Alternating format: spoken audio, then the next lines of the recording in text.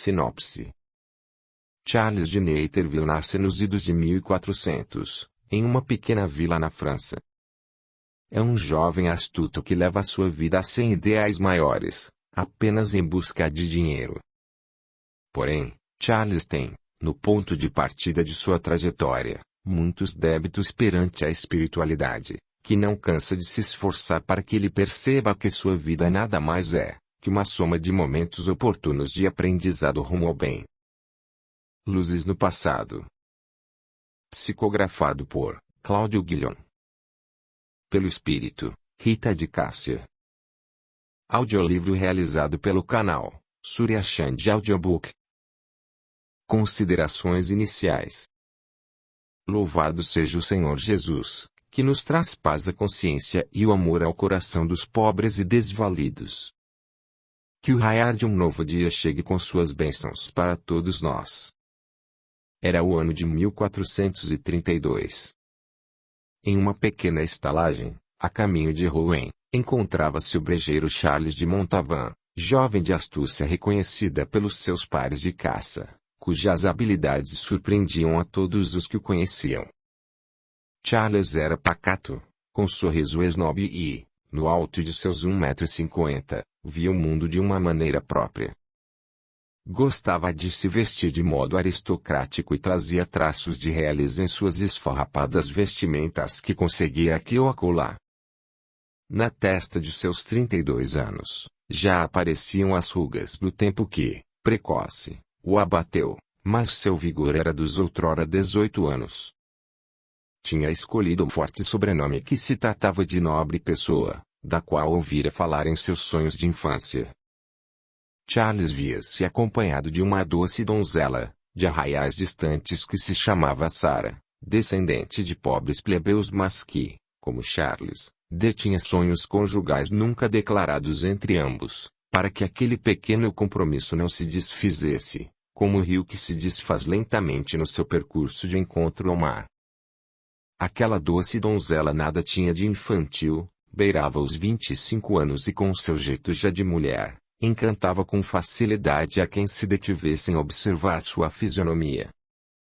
Nada havia de estranho em um casal que se desloca pelas estradas de Rouen. Especialmente naquela tarde, estes personagens seriam protagonistas de acontecimentos nada agradáveis, e que marcariam suas vidas para sempre. Após breves afagos mútuos, passou em cavalgada um senhor com atitudes torpes que esbravejou contra o jovem casal, e saiu em continuado galope em seu cavalo, que arquejava continuamente, denunciando correria de várias horas. Trajava-se elegantemente, mas suas vestes denunciavam dias de uso do mesmo traje que vestia. Senhor de 54 anos, Margot fugia de seus perseguidores que o acusavam de heresia contra a Santa Igreja. Há mais de 2 dias já não comia ou bebia decentemente, e seu cavalo já não aguentava tamanha correria. Em determinado ponto dessa estrada, já com mais de 1 hora de caminhada, eis que surge um pequeno grupo de cavaleiros liderados pelo então Bispo Arthur, 5 comparsas em busca daquele ultrajante personagem. Abordaram o casal, e o bispo arguiu se eles não tinham visto tal personagem com perfeita descrição do fugitivo das verdades cristãs, e que seria cúmplice de um assassinato no pequeno vilarejo de Avignon. Chamava-se Robert Margot, e suas feições não poderiam ser confundidas e nem enganadas. Passava do meio-dia, o calor do verão já denunciava a fadiga daquele pequeno grupo de caçadores humanos. Charles e Sarah deixaram a informação sair e indicaram a direção do cavaleiro contraventor, de acordo com o relato do bispo, e seguiram a direção do provável infrator. Charles, cujo passado nunca foi descortinado por Sarah, não sabia que aquele homem caçado como animal se tratava de um parente seu que não via desde pequeno, pois sua memória o traía, não lembrando daquele homem já envelhecido pelo tempo, cuja alma já não podia transparecer os traços do tio que abandonou a família em busca de fortuna fácil. Era Luca de Sorion, agora com o nome de Margot, que já insistente em não aceitar as responsabilidades matrimoniais, caía agora em nova desventura, envolvido em um crime de morte e latrocínio. A lei para esta época rígida era o famoso olho por olho, dente por dente, agora com novas faces de olho por olho, perdão e caridade. Novos rumos começam a modificar os pensamentos desta época, ainda no início destes conceitos. O bispo convida o casal a segui-lo, pois queria ter a certeza de que não fora enganado, o que a contragosto fazia acompanhando o grupo. Após algum tempo de cavalgada encontraram um cavalo destroçado na estrada rudimentar, e marcas de sangue seguindo um caminho na floresta adentro. Após o acidente, o fugitivo Margot, ferido após a queda do cavalo, cai na estrada e oferece seu corpo ao último sacrifício. Com seu pequeno punhal, cravejado com uma esmeralda no cabo, enterra a ponta afiada em seu peito, e deixa esvair seu sangue e sua vida. Mas de que tanto aquele homem fugia que o condenara a um ato tão extremo? Como o bispo percorreu várias léguas sem descanso até alcançar a sua presa. Eis o porquê deste breve relato e desta história de amor, conflito e disputas, trazerem à tona personagens que, a partir de agora, irão ilustrar as próximas páginas. Amor, ódio, vingança, destruição, revolta, adultério, palavras comuns, mas que trazem, em seu bojo, verdadeiros dramas cotidianos e só o perdão de Deus faz com que consigamos prosseguir nestes caminhos. Histórias comuns, talvez, mas que só a fé e o perdão puderam trazer a paz aos corações atormentados. Fiquem nesta viagem no tempo, pois o tempo passa e suas histórias se repetem, com outros personagens e outras situações, mas só uma coisa persiste: o perdão mútuo e o amor como ponto onde a discórdia não resiste. Primeira parte. 1. O ateu de Naterville. Em épocas de guerras, muitas famílias isoladas pela fome e pela dor procuram a ajuda dos deuses para superar os seus problemas quanto à sobrevivência. Foi aí que passamos a relatar a vida da família Monurgues de Naterville, interior isolado da França que dista cerca de 380 quilômetros da cidade de Nantes, sul do país, e que naqueles idos de 1400 tornavam a vida e o labor mais difíceis do que parecem. Era a madrugada de uma primavera ainda fria e nascia em um pequeno aposento de uma casa pobre o pequeno Charles, proveniente de distantes hordas da terra, com a finalidade de ajustes necessários para sua evolução. Sua mãe Marguerita não sabia ler e nem escrever e seu pai, camponês rude, tinha como pensamento de vida apenas a colheita de sobrevivência. Naquela noite, o pequeno Charles deu seus primeiros choros de vida, de bem-vindo ao mundo, terceiro filho do simples casal. Sua mãe, extremamente devota de santos católicos, tinha admiração por Rita de Cássia, que dizia ser sua protetora e a santa que ditava as soluções para o impossível. Sua devoção era tamanha que costumava realizar verdadeiros banquetes, humildes, para comemorar seu nascimento, nos idos de 1381. Falavam de fé e seu esposo compartilhava sua afeição à devoção da simples mulher. E neste ambiente, Charles foi criado, envolto na fé e ambição de servir a Deus quando tivesse melhor idade. Com cerca de 8 anos, Charles se viu em uma perseguição a animais campestres, acompanhado de seu tio e amigo da família Luca de Sorion. Em determinado ponto da caça foi surpreendido por um ataque de animal feroz que dizimou os cachorros que os acompanhavam. Munidos de ferramentas rudes, os amigos de Charles o deixaram para trás e foi aí que o pequeno teve sua primeira experiência com o impossível.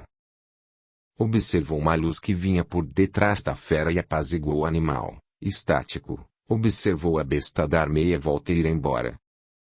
Tratava-se de um javali de muitos quilos, pronto para o ataque. Apesar de ter presenciado o cenário, Charles não acreditou em sua visão e achou que se tratava de uma reação ao seu medo que me fizera perder o senso crítico.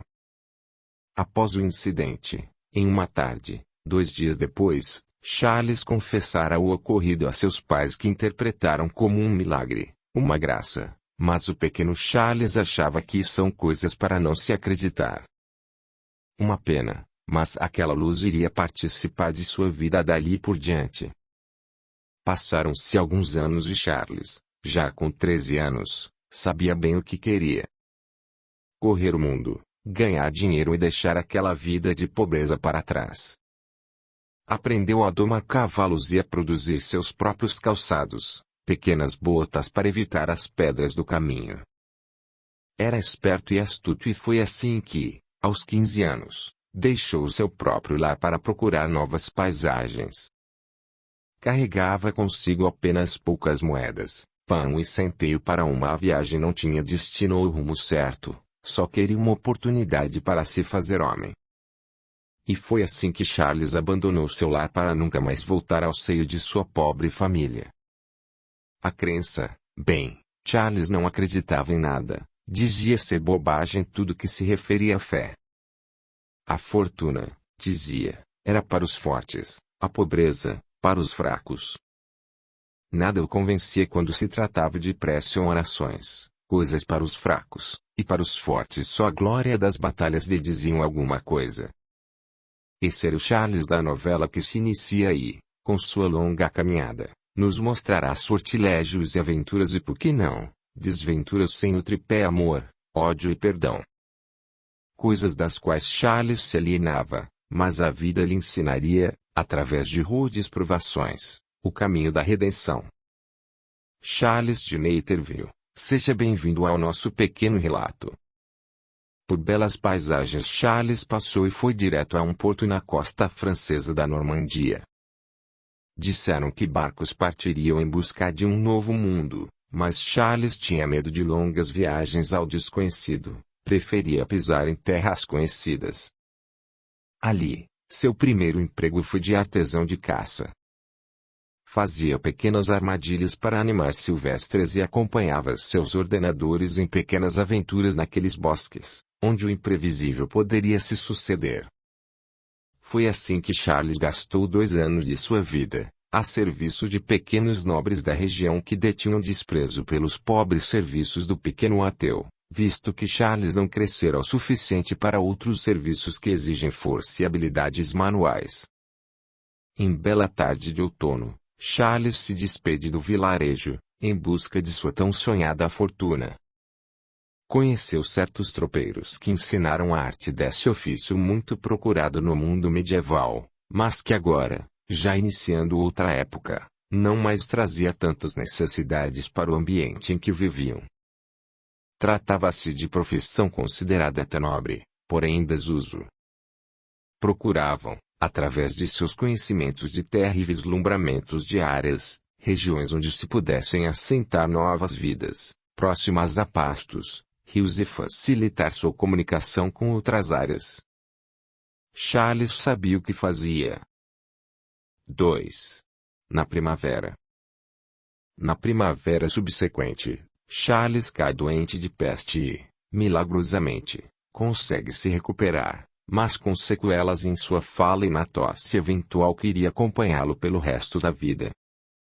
Nesta paragem, os espíritos amigos o socorreram para que não sucumbisse em tão tenra idade e não deixasse de cumprir seu resgate a que se comprometeu na vida espiritual.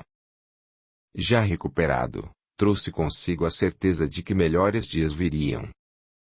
Foi nesta andança que Charles conheceu Sarah, moça bonita que em 3 noites conquistou o coração do rapaz de Naterville e que, a partir de agora, passaria a partilhar de sua caminhada, seu destino e de suas angústias. Assim começa a trajetória deste casal em busca da felicidade e da riqueza. Certa noite, Charles e Sarah dormiam no fundo de uma estalagem, quando ao recinto um homem esbaforido o adentrou, vestido de preto e chapéu escuro e falou: "Porcos, o que fazem aqui? Esta casa é minha, saiam imediatamente daqui, senão chamarei o senhor feitor desta estalagem." "Quem são vocês, maltrapilhos andantes?" "Calma, senhor", replicou Charles, apavorado. "Somos apenas um casal que pernoita. Fora daqui, seus imundos." E ao mesmo tempo açoitou o chão com um chicote. Charles e Sarah pegaram as coisas e mal arrumados saíram para fora, na noite fria. Charles, na rua, se indagava. Quem era aquele senhor que agira com monstruosidade? O que fizemos para sermos chicoteados por ele? Maldito, bradou. Sarah pedia para que ele se acalmasse, enquanto pensava em uma solução de onde dormir, tarde da noite.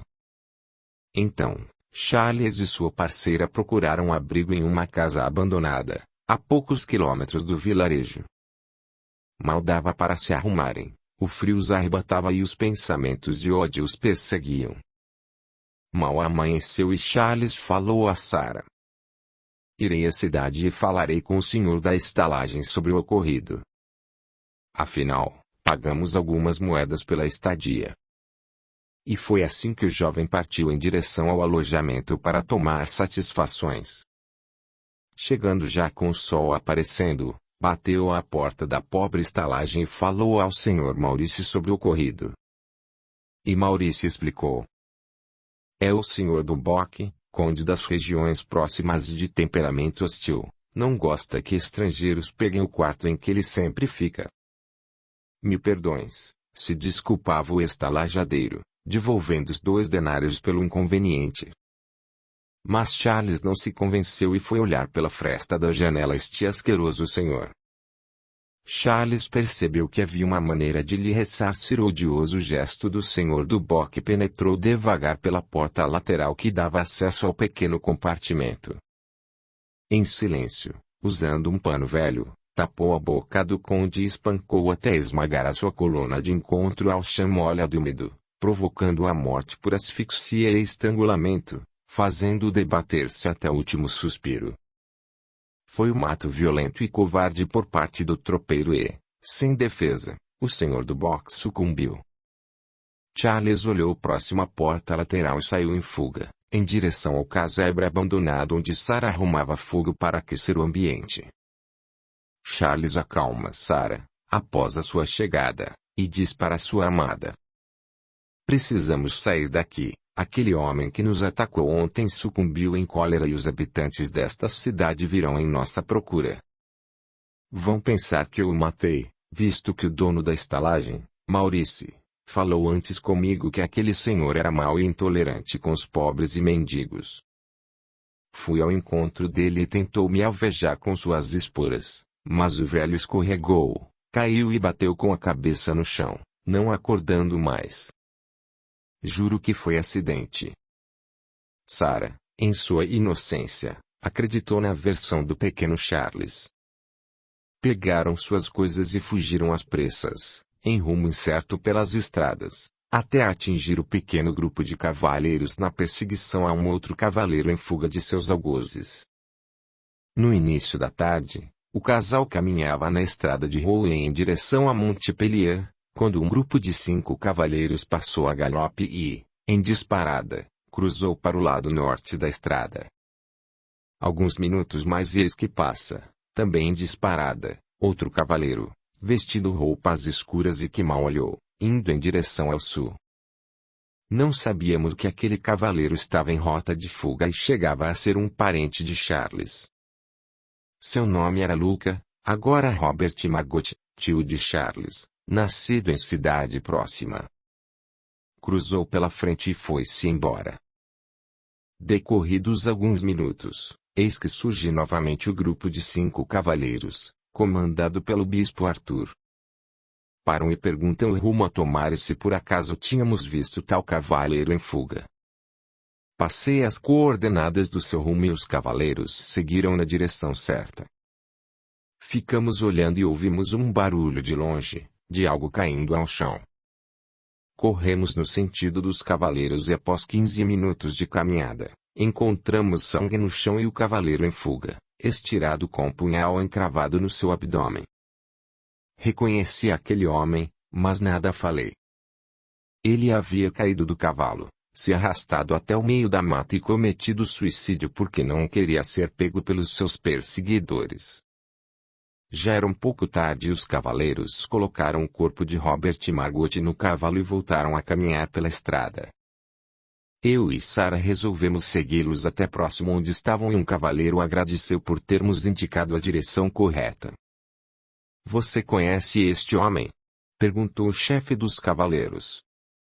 Nunca o vi. Mas como você identificou em detalhes e nos deu a sua pista, por seus préstimos, aqui tem 10 denários. Finalmente, a caçada terminou. De que se trata? Pensei que fosse um ladrão em fuga. Mas, sem muitas explicações, o cavaleiro recupera o corpo daquele homem morto por suas próprias mãos, coloca-o atrás de seu cavalo e, sem muitas palavras, deixa o local em um trote compassado, ficando Charles e Sarah sem entender a situação. Voltemos para a estrada, pois a noite já se inicia e Sua Majestade espera que amanhã regressemos à corte com notícias deste incidente. Os cavaleiros montaram acampamento. Charles e Sarah ficaram próximos ao grupo que dava risadas e se divertia, enquanto aquele corpo inerte, pendurado por cordas, próximo ao cavalo, em uma árvore para não ser atacado por animais, pendia em profundo e eterno silêncio. À 1h da manhã, Charles desperta de seu sono agitado, onde revê sua mãe e seus parentes em uma pobreza infinita. Acorda suado, mas não faz barulho para não acordar sua parceira Sarah. Ele olha à sua volta, vai até um dos cavalos e, em uma alforge, leu um pedaço de papel com ordens de busca assinado por uma autoridade que desconhecia. Para ele, nada dizia aquele papel. Então, Charles retorna para o lado de Sarah e fica pensativo. Já sei, amanhã pela manhã, peço para acompanhar o grupo até uma cidade próxima, para que possamos comprar mantimentos e seguir viagem, mas, na verdade quero ver quem são esses cavaleiros e, quem sabe, ganhar mais dinheiro. E foi assim que, ao amanhecer, Charles ganhou a simpatia do chefe do grupo e vai acompanhando até chegar ao pequeno vilarejo de Lacambaria, povoado primitivo ao redor da cidade, próximo ao Sena. Sim, já estavam próximos a Paris, distantes 180 quilômetros da cidade que traduzia alegria e devassidão, amor e ódio, e que para um forasteiro seria sinônimo de busca de oportunidades jamais antes pensadas. Foi acompanhando aquele grupo que se deslocava em baixa velocidade, para não despertar qualquer suspeita. O senhor morto já começava a cheirar mal. Um dos soldados decidiu dar sua opinião sobre enterrar a vítima e levar todos os seus pertences como prova de seu fim, pois iria demandar mais 2 dias de caminhada e cavalgada até destino final. Era uma estrada cheia de atalhos traiçoeiros, o que poderia atrasar a chegada ao destino da viagem. Desceram dos cavalos e em uma cova rasa deitaram o corpo seminu daquele homem que em vida se chamou Luca de Sorion, ou Robert Margot. Trouxeram uma pequena cruz de madeira feita com galhos rústicos e demarcaram o local para que, em caso de dúvidas, pudessem localizar o corpo. Seguiram viagem. Charles pediu para orientá-lo a chegar até Paris, a boa e velha cidade que outrora tanto chamava a atenção por seus belos bailes e noites alegres. Ele pensava que seria uma oportunidade de atingir o seu grande ideal de riqueza e fortuna fácil. Foi aí que o chefe do grupo deu o aceite para o casal passar a usar o cavalo que transportava o corpo do antigo senhor. A demanda levou mais 2 dias e meio com poucas paradas e muita pressa. Charles, ao adentrar em Paris, impressionou-se com as belas ruas e os afazeres daquela cidade. Sentiu-se feliz como uma criança que ganha um presente. Percebendo isto, Sarah interrogou o companheiro. Por que tanta alegria? Pensei que vínhamos só de passagem. Ora, Sarah, deixe de bobagem, podemos ver se conseguimos trabalho nestas paragens. Mas como, querido? Não temos conhecidos o dinheiro suficiente para passarmos mais de uma semana nesta cidade e vejo que nosso destino não é aqui. Ora, Sarah, deixe disso. Aliás, estes senhores poderão nos apresentar alguém que nos indique um trabalho. Somos simples camponeses, não temos o traquejo destas pessoas da cidade, rebateu Sarah. Por que tanta alegria? Não sejas ingênuo, Logo nos colocarão em nosso lugar, poderemos até passar fome. Onde estamos? Que ruas são estas? Acalme-se, Sarah, estes senhores nos guiarão. E foi assim que Charles pediu ao chefe do grupo que lhe indicasse algum estabelecimento para procurarem trabalho. Pobre Charles, não sabia que estava sendo perseguido pelo espírito do Sr. Duboc, que não o tolerava e achava que ainda estava vivo e faria de tudo para ver Charles e sua companheira arruinados. Mas Charles não desistiu e insistiu com os homens de viagem para que o ajudassem, afinal foi testemunha de muitas aventuras naqueles dias.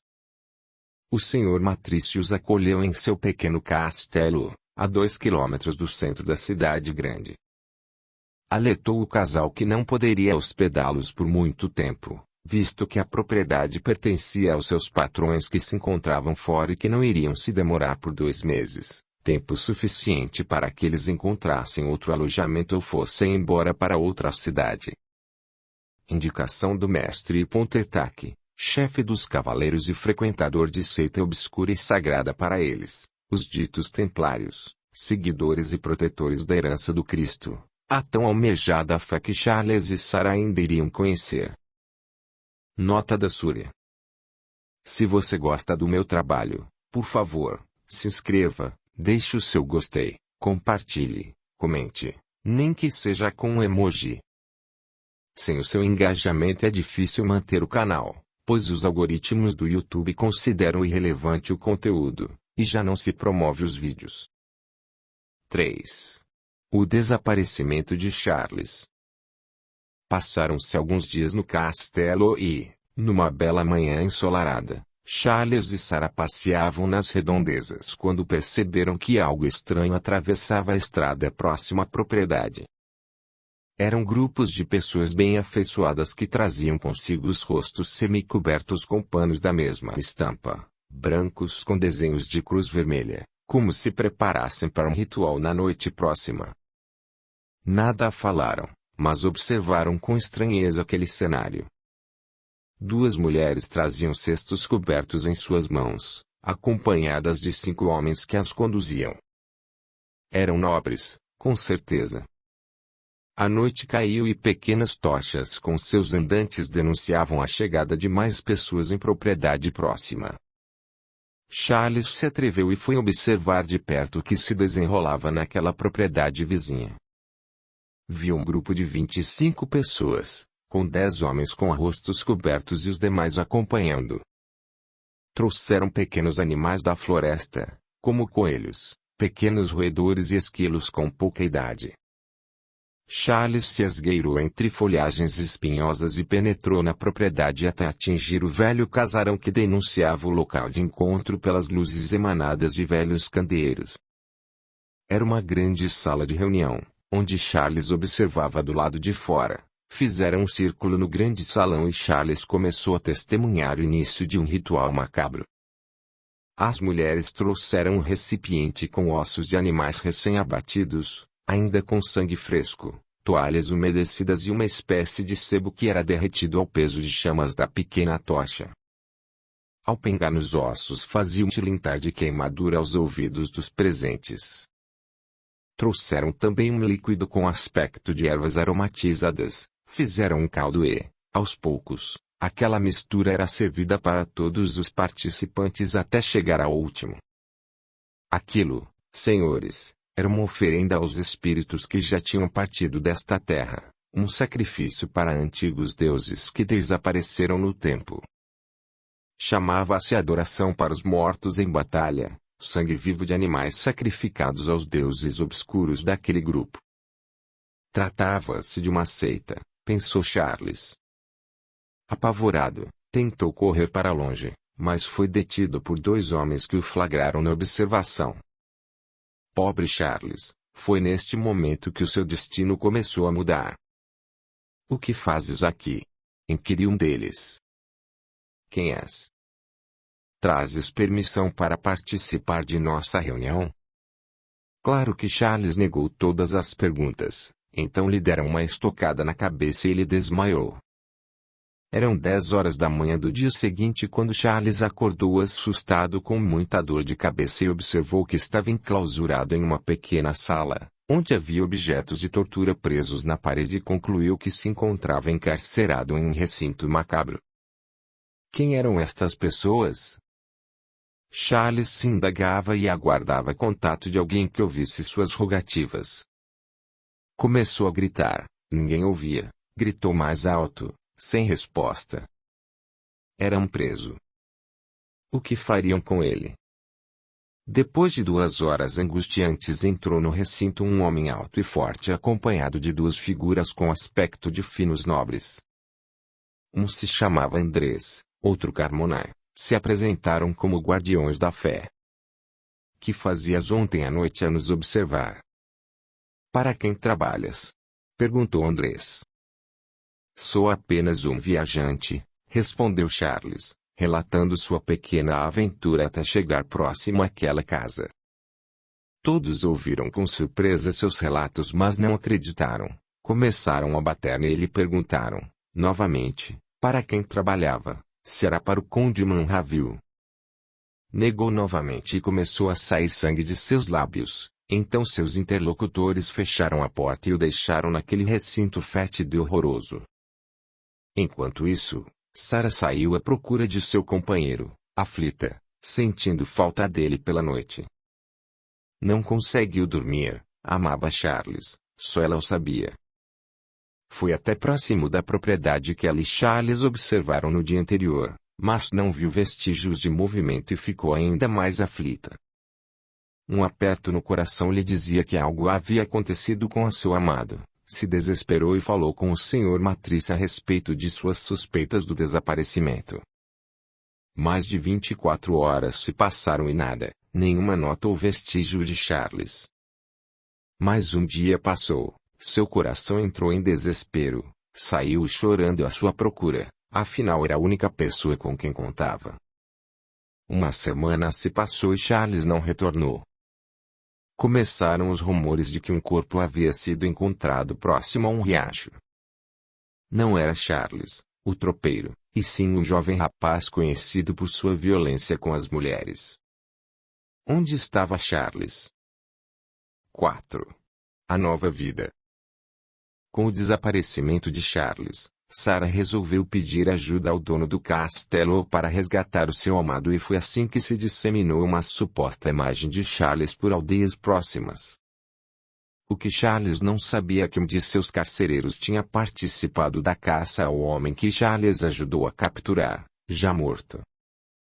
Chamava-se Homero, homem misterioso de poucas posses e fala arrastada, que vinha acompanhando o drama do pequeno Charles desde que ele chegou à prisão renascentista que ficava a 15 quilômetros de Paris e era reservada para presos de oposição da monarquia, gente de poder, sem dúvida.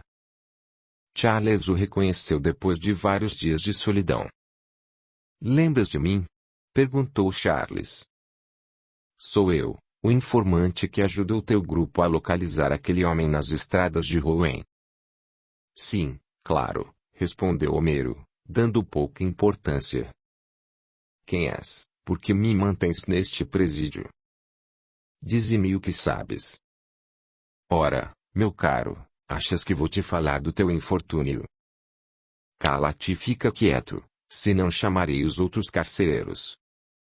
Pelo visto, Charles não fez bom agrado, mas depois de um tempo, em um turno da noite, eis que a porta do cárcere se abre e com pequena tocha na mão, aparece Homero e outro companheiro alto, que Charles identificou como o chefe dos soldados daquele dia já distante. Passaram-se 6 meses de isolamento quando Charles foi inquirido. Não sabes do que te acusam. Charles apenas diz que sabe que viu um templo de julgamentos macabros, uma seita. Pois bem, tens razão. Trata-se de uma seita em expansão por aqui, sobre ela deverás guardar segredo, pois disto depende a tua sorte de sair daqui. Tens o mérito de nos ter acompanhado e não poderia deixá-lo aqui jogado, neste infortúnio. Então, Charles suplicou com todas as suas forças que lhe restavam, implorando clemência e lealdade àquele novo amo. Assim que ele se livrou dos cantos escuros e fétidos da masmorra, com trajes rasgados e aspecto de mendigo mal cheiroso, foi levado a uma pequena casa nos arredores de Paris, onde recebeu um pouco de comida e vestes novas. A partir daí seria um novo Charles, um outro homem, mais protegido, mais cobrado por seus novos donos. Eis que surge um novo dia e Charles desperta com uma ponta de faca em seu pescoço. Eram seus companheiros algozes, informando que a partir daquele momento passaria a se chamar Ileneville Ilisol, como quisesse. Seu passado seria destruído, seus amores, esquecidos, pois esta nova identidade mudaria sua vida para sempre. Era necessário torná-lo um novo homem, para novas missões. E o pequeno Will se tornaria um escravo de si e de outros. Passaram-se 2 anos. Corria o ano de 1435 e Charles aprendera a se defender e atacar com espadas e outros tipos de armas, como a bola com espinhos, a catraca com lâminas, os punhais e objetos pequenos de tortura e ataque. Era considerado habilidoso com lanças de longas profundidades e as flechas eram certeiras em suas mãos. Mas como esquecer Sarah? Sua dócil pequena que ficou para trás num gesto de desespero para salvar a própria vida. A vida sem ela não era uma vida aprazível. Tornara-se um matador, um réptil, a serviço de pessoas poderosas e que esperavam o fiel cumprimento do dever. Charles não tinha mais sua mãe para orientá-lo, nem Sarah para aconselhá-lo, somente seus companheiros de caça humana. Após mais 6 meses, partiu o pequeno Charles junto ao grupo para longínquas terras da Escócia, após tormentosa travessia de barco que quase ceifou sua vida. Nada diria ao seu chefe que o tratava friamente, mas com respeito, pois o treinara em momentos de extrema dificuldade e sabia do potencial de Charles. Tinham como missão sequestrar um lord destas terras escocesas e trazê-lo até perto de Paris, para legitimar um castigo imposto pelos senhores feudais das terras holandesas, oriundo de um pacto entre nobres das duas nações. Dizia-se que este trabalho inicial renderia a Charles reconhecimento e talvez agradecimento pela coragem e desenvoltura. Audiolivro realizado pelo canal Surya Chand Audiobook. Entraram em um castelo fortemente armado e conseguiram derrubar suas defesas e sequestrar o tal Lorde, que mais parecia um homem desprezível pela sua atitude e arrogância. Foram perdidos alguns homens nesta empreitada, mas Charles conseguiu sobreviver com a ajuda dos céus, pois pequenos arranhões o atingiram e flechas o feriram de raspão. 9 noites de lutas e depois o silêncio. O castelo caiu e Charles recuperou seu crédito de homem de fé e glória para seus superiores. Nisto, ninguém duvidou da sua bravura e foi com este conceito que nosso pequeno herói subiu ao posto de comandante do grupo de atiradores de elite do exército francês. Novas missões vieram e novos triunfos foram feitos, à custa de muita luta e suor, poucas lágrimas ele derramou. Poucos amigos ele tinha. Somente suas lembranças o atormentavam. E assim, partiu para outras guerras. 5. O destino de Sarah. Depois de 10 horas de caminhada em direção ao norte, Sarah chega a um sítio onde encontra parentes de sua mãe que a acolheram com surpresa e delicadeza, pois não sabiam que tinha perdido seu companheiro de desventura. Perguntaram a ela os fatos ocorridos e se surpreenderam com seus relatos tão deprimentes. Foi quando seu tio Jacques teve a ideia de procurá-lo na guarda do território francês, talvez lá tivessem notícias do jovem desaparecido. Um certo Major Froiras prometeu ajuda para procurar em presídios e quartéis, mas sem levantar suspeitas. Retornou com outras notícias que aquela família gostaria de ter, visto que, pelos relatos, existia a possibilidade do tal Charles já ter sido executado em algum terreno e dado como desaparecido. Foram-se embora com a promessa de notícias breves. Charles foi procurado por um enviado do Major nas penitenciárias próximas a Paris encontrado de acordo com as características relatadas, Mas aquele major recebeu ordens de não revelar o verdadeiro destino do pobre Charles, pois ele já havia morrido para o mundo e renascido em outra oportunidade de vida. Foi assim que o Major Froiras relatou à família de Sarah que Charles desapareceu misteriosamente, sem dar vestígios de seu paradeiro. O caso foi encerrado. Sarah se desesperou por completo e quase perdeu sua vida em depressão contínua que quebrou seu ânimo e a sentenciou para uma vida sem prazeres ou sentido. Após 2 anos, Sarah se despede da família de seu tio e vai à procura de emprego em salões de família, na cidade de Paris, sem suspeitar que um dia iria rever Charles em uma outra posição, outra vida. Sarah se emprega na casa do Duque de Amberville e passa a cuidar da vida de seus patrões com dedicação e ternura. Os Amberville tinham ambições das mais variadas, das artes até o interesse por armas, passando pela música e pintura, o que tornou sua casa centro de peregrinação de amantes da cultura vigente na época. Sarah encontra um amigo de infância, Pierre, que ajuda em seus deveres e ganha a confiança dela para juntos tentarem uma nova vida, apesar de não esquecer Charles. Certa manhã, próxima à residência dos Amberville, Sarah fala com uma cigana que lê a sua mão e prevê que seu verdadeiro amor estaria vivo, em terras longínquas, e que um dia retornaria para seus braços. Sarah sorriu com desdém e saiu correndo sem rumo, muito abalada com as previsões daquela cigana.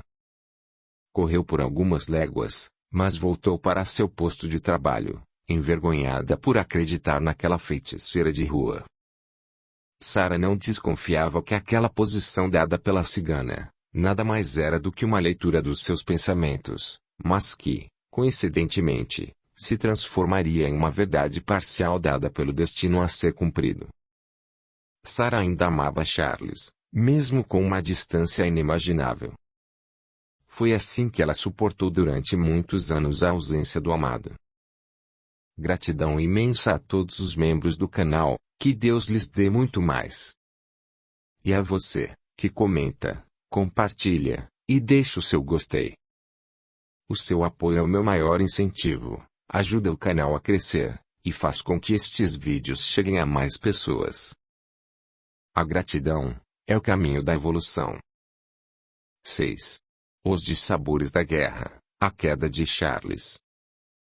Charles, sem rumo ou destino, prosseguia em seus combates junto com o exército francês, chegando a participar de várias batalhas importantes para a época. Ficou conhecido como o Ligeirinho das Anturas, ou somente o Ligeiro. Fazia corridas nos campos e surpreendia os companheiros com sua sagacidade e coragem nas situações de perigo. Gostava de pilhar os lugares por onde passava e foi assim que ele amealhou vários objetos dos vencidos. Pobre Charles, sem rumo e sem espírito de benevolência, prosseguia no seu caminho, sem destino certo, à procura de amor e riqueza.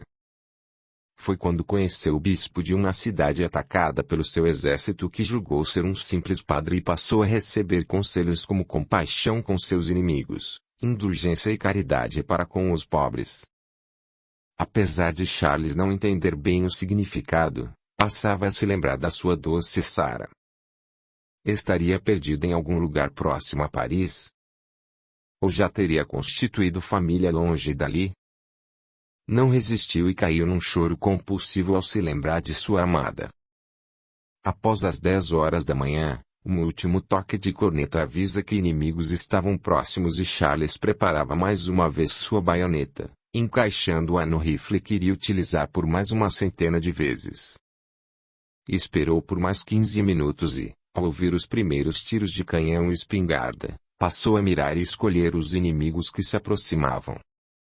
Atingiu vários soldados no fronte, mas foi ferido com tiro de bala de canhão que caiu próximo a ele e os estilhaços atravessaram a parte superior da sua perna direita, provocando sangramento imediato, paralisando com uma dor lancinante. Caiu e chorou. O tempo passou e Charles ficou inconsciente pelo resto da manhã até que seus inimigos o avistaram gemendo e resolveram resgatá-lo para suas linhas.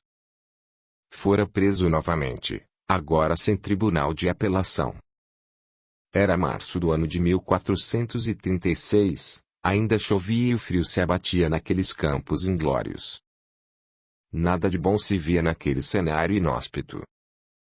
Foi quando Charles pediu misericórdia a seus algozes, que preferiram deixá-lo ferido para morrer por ele mesmo, longe de seus companheiros, de fome e frio. Após 3 dias de completa solidão, eis que passa no local próximo onde Charles fora abandonado, um pequeno grupo de viajantes que, fugindo da guerra da região, se dirigiam para o norte da Europa em fuga dos seus principais algozes. A fome e a miséria. Era um grupo formado de 5 homens e 4 mulheres, além de 5 crianças em idade de 10 e 11 anos.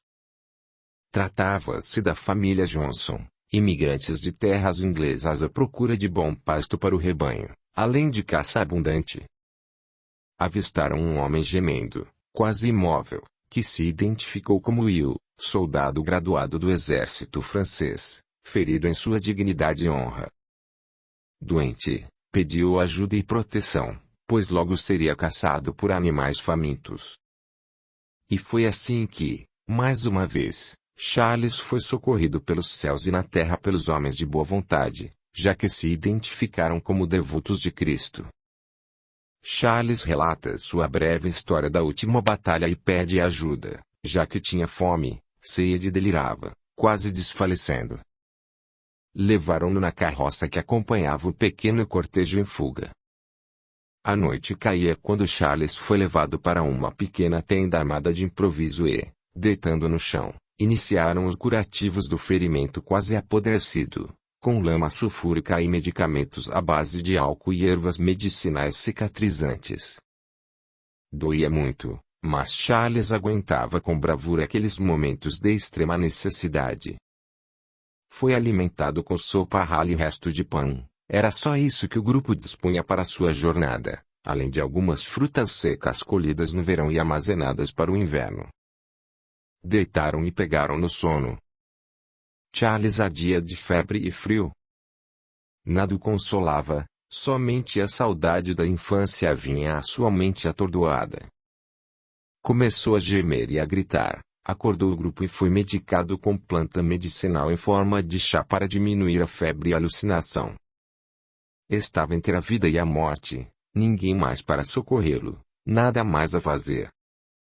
Foi quando um pequeno anjo sem asa, uma luz de cores brilhantes, chamou a atenção de Charles inconsciente, mas perceptível ao meio. Veio até ele e disse: Meu amigo, encontra-te em situação delicada, mas hei de ajudá-lo. Tens melhor alenta de teu sofrimento, mas tens oportunidade única de te levantar e prosseguir com fé em Cristo, que te deu este momento de vida. Nada tens feito de bom para ressarcir teus débitos com o Mestre. Ama teus inimigos e segue para libertar-te. Os anjos da redenção te guiarão, te ajudarão no teu intento. Não saias da estrada e pensa que teu óbolo será glória para os céus. Teus anjos te guiarão para o bem e para a glória do Senhor. Charles acorda sem dor e com nova disposição para trabalhar. 7. Os pedidos de Charles. Trajando vestes esfarrapadas em decorrência do seu ferimento, Charles continua em situação delicada perante o grupo caridoso que o socorreu, visto que os mesmos também fugiam de perseguições e guerras, e sobretudo lutavam pela sobrevivência. Foi aí que um dos integrantes, Monsieur Bunot, pediu para que Charles reanimasse seus relatos e informasse ao grupo o melhor caminho a tomar e fugir daquela região conturbada. A seu ver, o norte era mais propício para a fuga e a busca de nova vida. Charles indica o sul, visto que em península próxima ao mar seria mais conveniente para a intenção do grupo. E após uma conversa com os familiares, o grupo decidiu voltar para a região ao sul da Europa, onde poderiam fixar nova residência. Não tardaram e tomaram caminho em direção à região ibérica, mais precisamente para Espanha e Portugal, onde teriam um clima mais seco no verão. E, assim, a pequena caravana de colonizadores partiu levando o pequeno Charles, a contragosto, porque ele ainda não reunia condições de locomover-se por conta própria. Cruzaram regiões ásperas e agressivas, levando mais de 40 dias na demanda até chegarem a um povoado de língua espanhola. Foram surpreendidos pela recepção calorosa dos locais que os instruíram a procurar o pároco da cidade e se informar a respeito de glebas disponíveis para aquisição e assentamento daquela pequena família. O senhor Leandro, um ativista local, recrutado pelos poderosos da região, alertou que as terras próximas ao lago, junto à cidade, já tinham donos e portanto não deveriam invadi-las para caça ou pesca, com pena de retaliação física.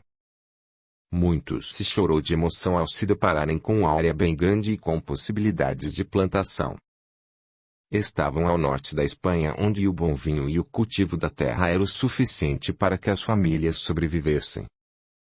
Tornaram-se amigos dos locais e não tardou para que os outros agricultores se juntassem àqueles estrangeiros na construção do alojamento, demarcação de terras e preparação para a lavoura de frutas e hortaliças. Ficaram bem impressionados com o cultivo da uva e outros derivados das parreiras. Sentiram-se felizes, menos o pequeno Charles, que não podia andar, apesar de terem se passado 6 meses desde a chegada dos Johnson em terras espanholas. Tarde da noite, em reunião da família, eis que Charles comparece para dialogar com o grupo e informar que tão logo possa, demandaria a viagem de volta à França e, quem sabe, a sua velha Paris, mas sabendo que lá poderia ser acusado de desertor da pátria. Pela manhã, Charles avista um manuseio de peças do arado e constrói uma pequena cerca para animais de abate que serviriam para a subsistência daquela família. O verão forte chegou e ele, já com suas provisões e um bom cavalo, começou a viagem de retorno à sua pátria. Mal tinha iniciado a demanda de 2 dias de cavalgada, cai nas mãos de bandidos da estrada que lhe roubam as vestes e o cavalo, colocando-o a pé. Pede ajuda nas cercanias, onde tinha uma cabana meio abandonada e descobre um tesouro de relíquias de alguém que colecionava quadros e painéis. Ficou fascinado com o que viu e não perdeu tempo, foi à procura de outros objetos de valor como joias e utensílios de troca. Pegou uma pequena charrete dos proprietários da cabana e fugiu em direção à estrada sombria com muitas mercadorias que encontrou neste lugar isolado. Não sabia que se tratava de pertences de um senhor de terra poderoso e passou a ser procurado nas imediações por capangas e malfeitores pagos para perseguirem inimigos do senhor da terra. Logo Charles foi alcançado e teve que novamente se esconder nas imediações. Outra lareira o atraiu e ele se refugiou na casa da família Salvres, alegando perda de seu cavalo, após a queda que o machucou e o desnorteou. Pobre Charles, sem rumo, sem vida, sem amparo. Pela manhã, ele seguiu o caminho novamente, desta vez escoltado pelo Sr. Salvres, homem ríspido e correto, que o levou para o centro de um povoado já próximo à fronteira francesa. E, assim, Charles retornou ao seu país, sem traços que o identificassem como o homem de outrora. Sentou próximo de uma pedra e sua consciência o lembrou daquela noite em que, desfalecido e ferido, quase morto, sonhou com um homem que lhe dizia que seu caminho deveria ser pautado pela confiança em Cristo. Mas quem é este Cristo que até agora não o tinha ajudado em nada nas suas demandas? Praguejou sua sorte e rogou para que os céus o ajudassem a reconstruir sua vida e trazer de volta o seu amor inesquecível, Sara. Neste momento, apareceu um homem viajante que o acudiu e ofereceu ajuda para tirá-lo daquelas paragens. Chamava-se Pedro. 8. A luz no caminho.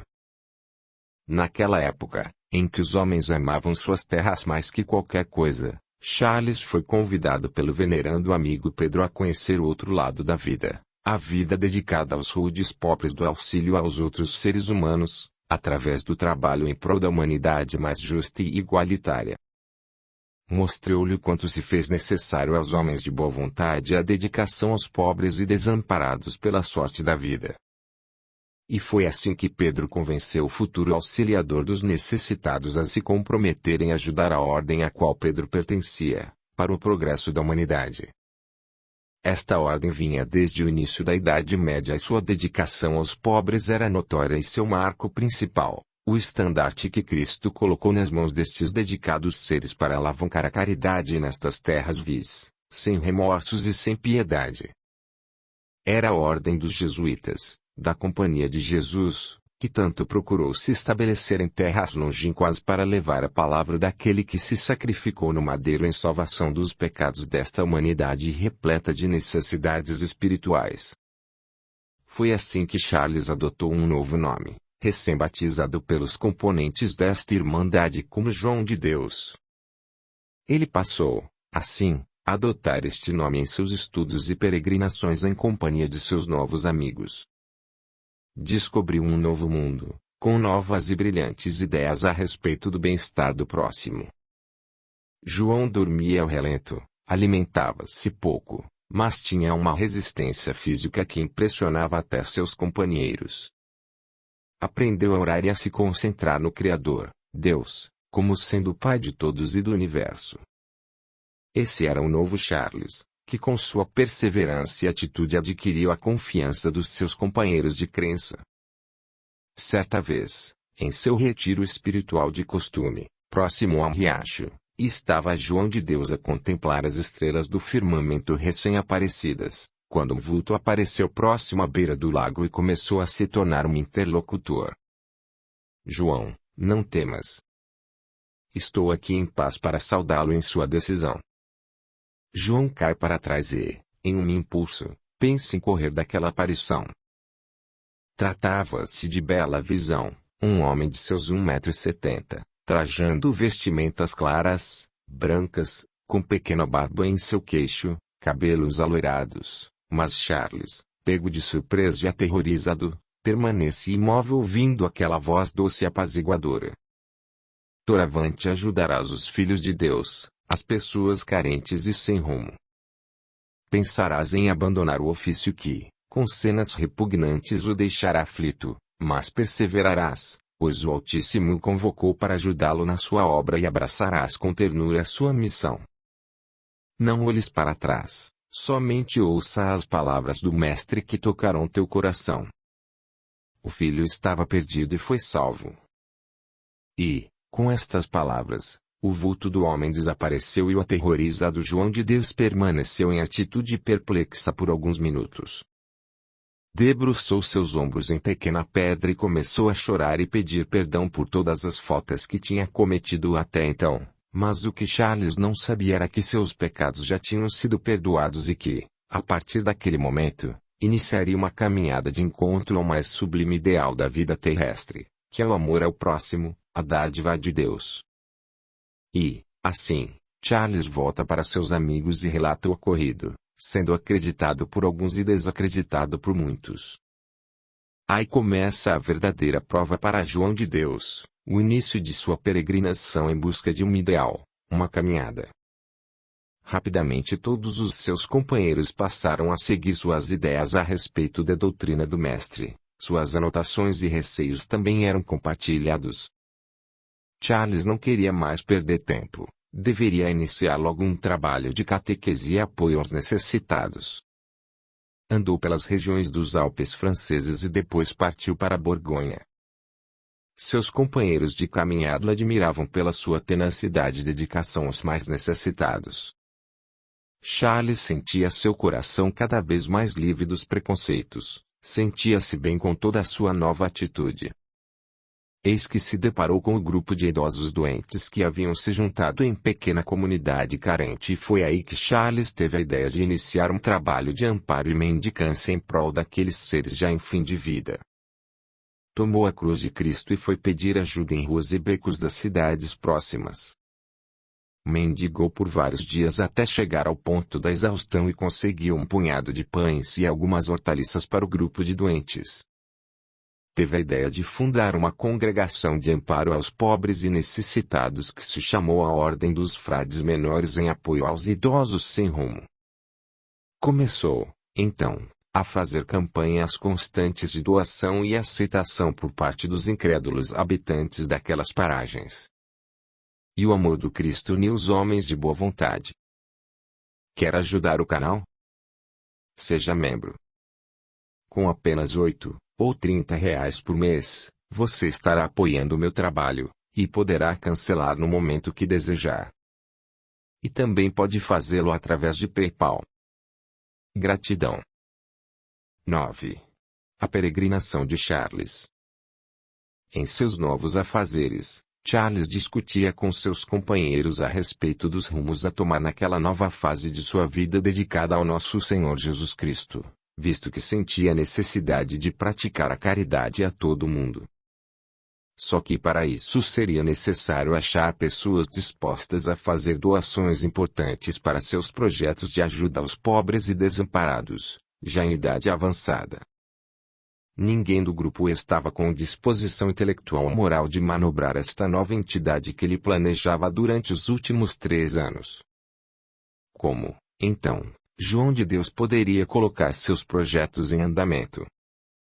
Pensou e decidiu buscar recursos generosos nos arraiais da velha Paris, sim, na cidade que tanto almejou constituir família e morar até o fim de seus dias.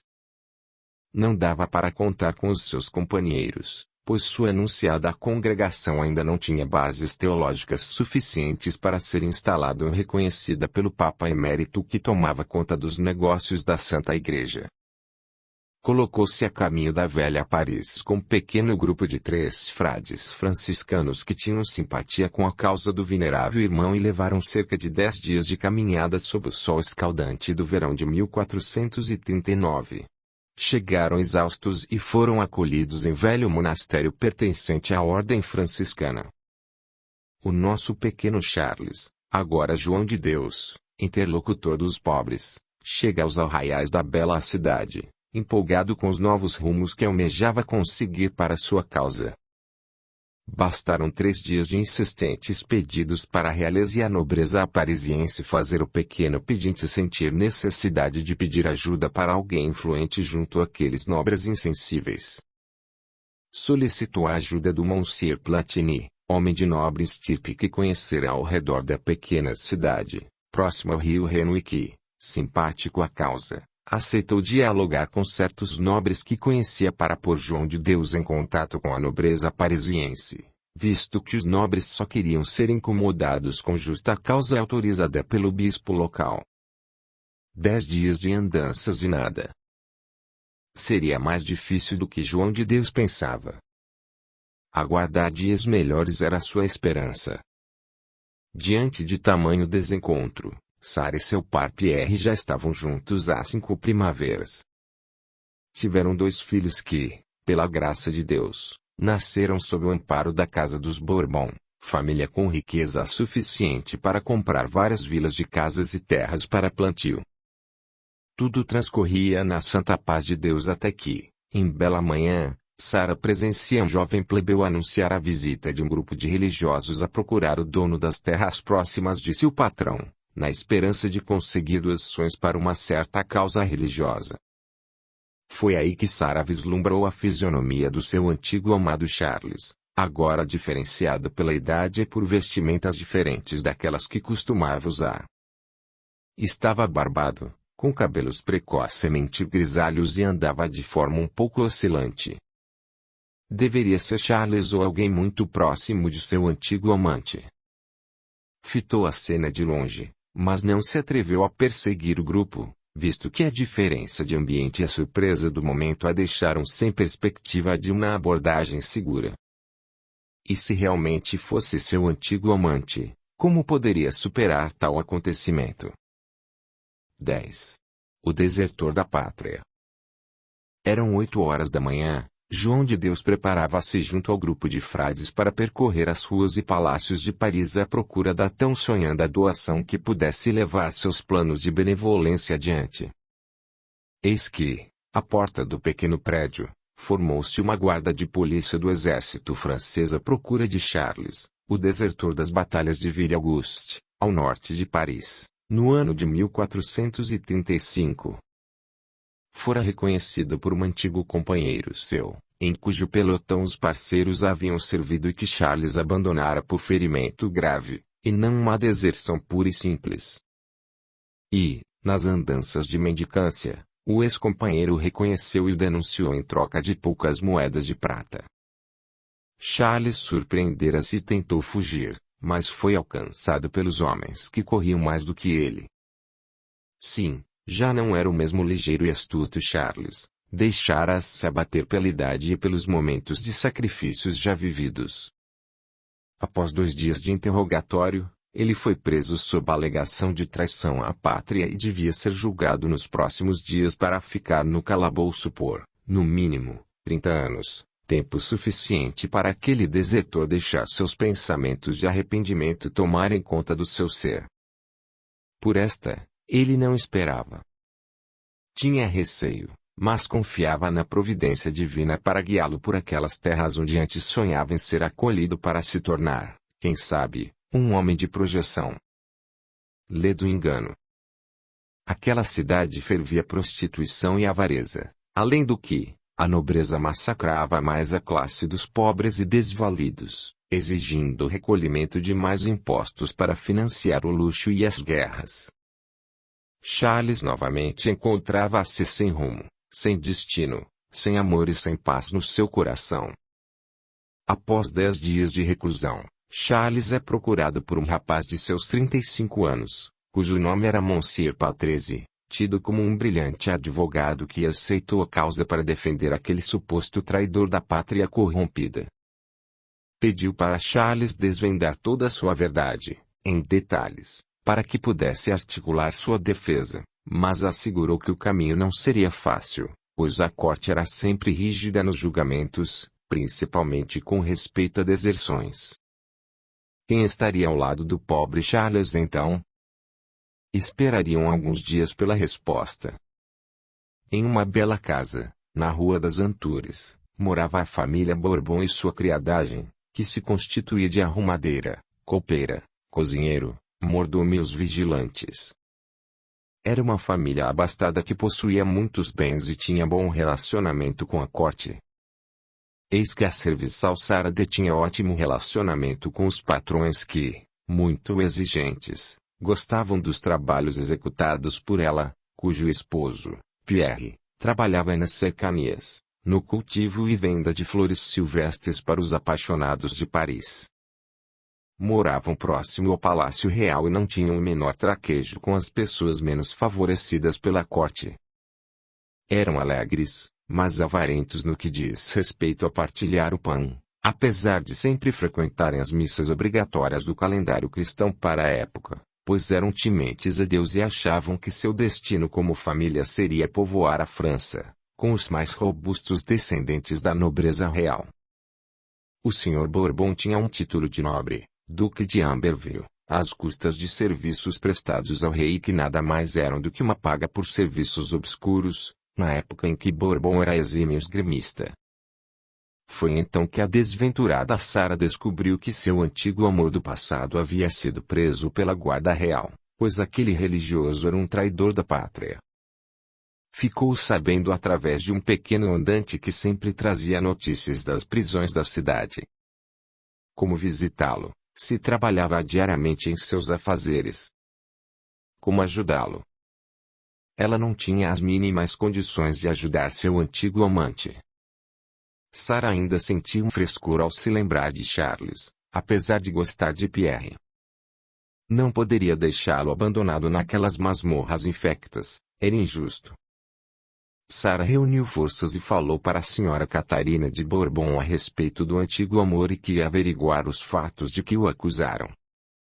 A senhora Catarina, penalizada por aquela situação, se dispôs a comentar com seu esposo e tomou uma atitude no sentido de ajudar o antigo tropeiro. Momentos de silêncio tomaram conta de Charles.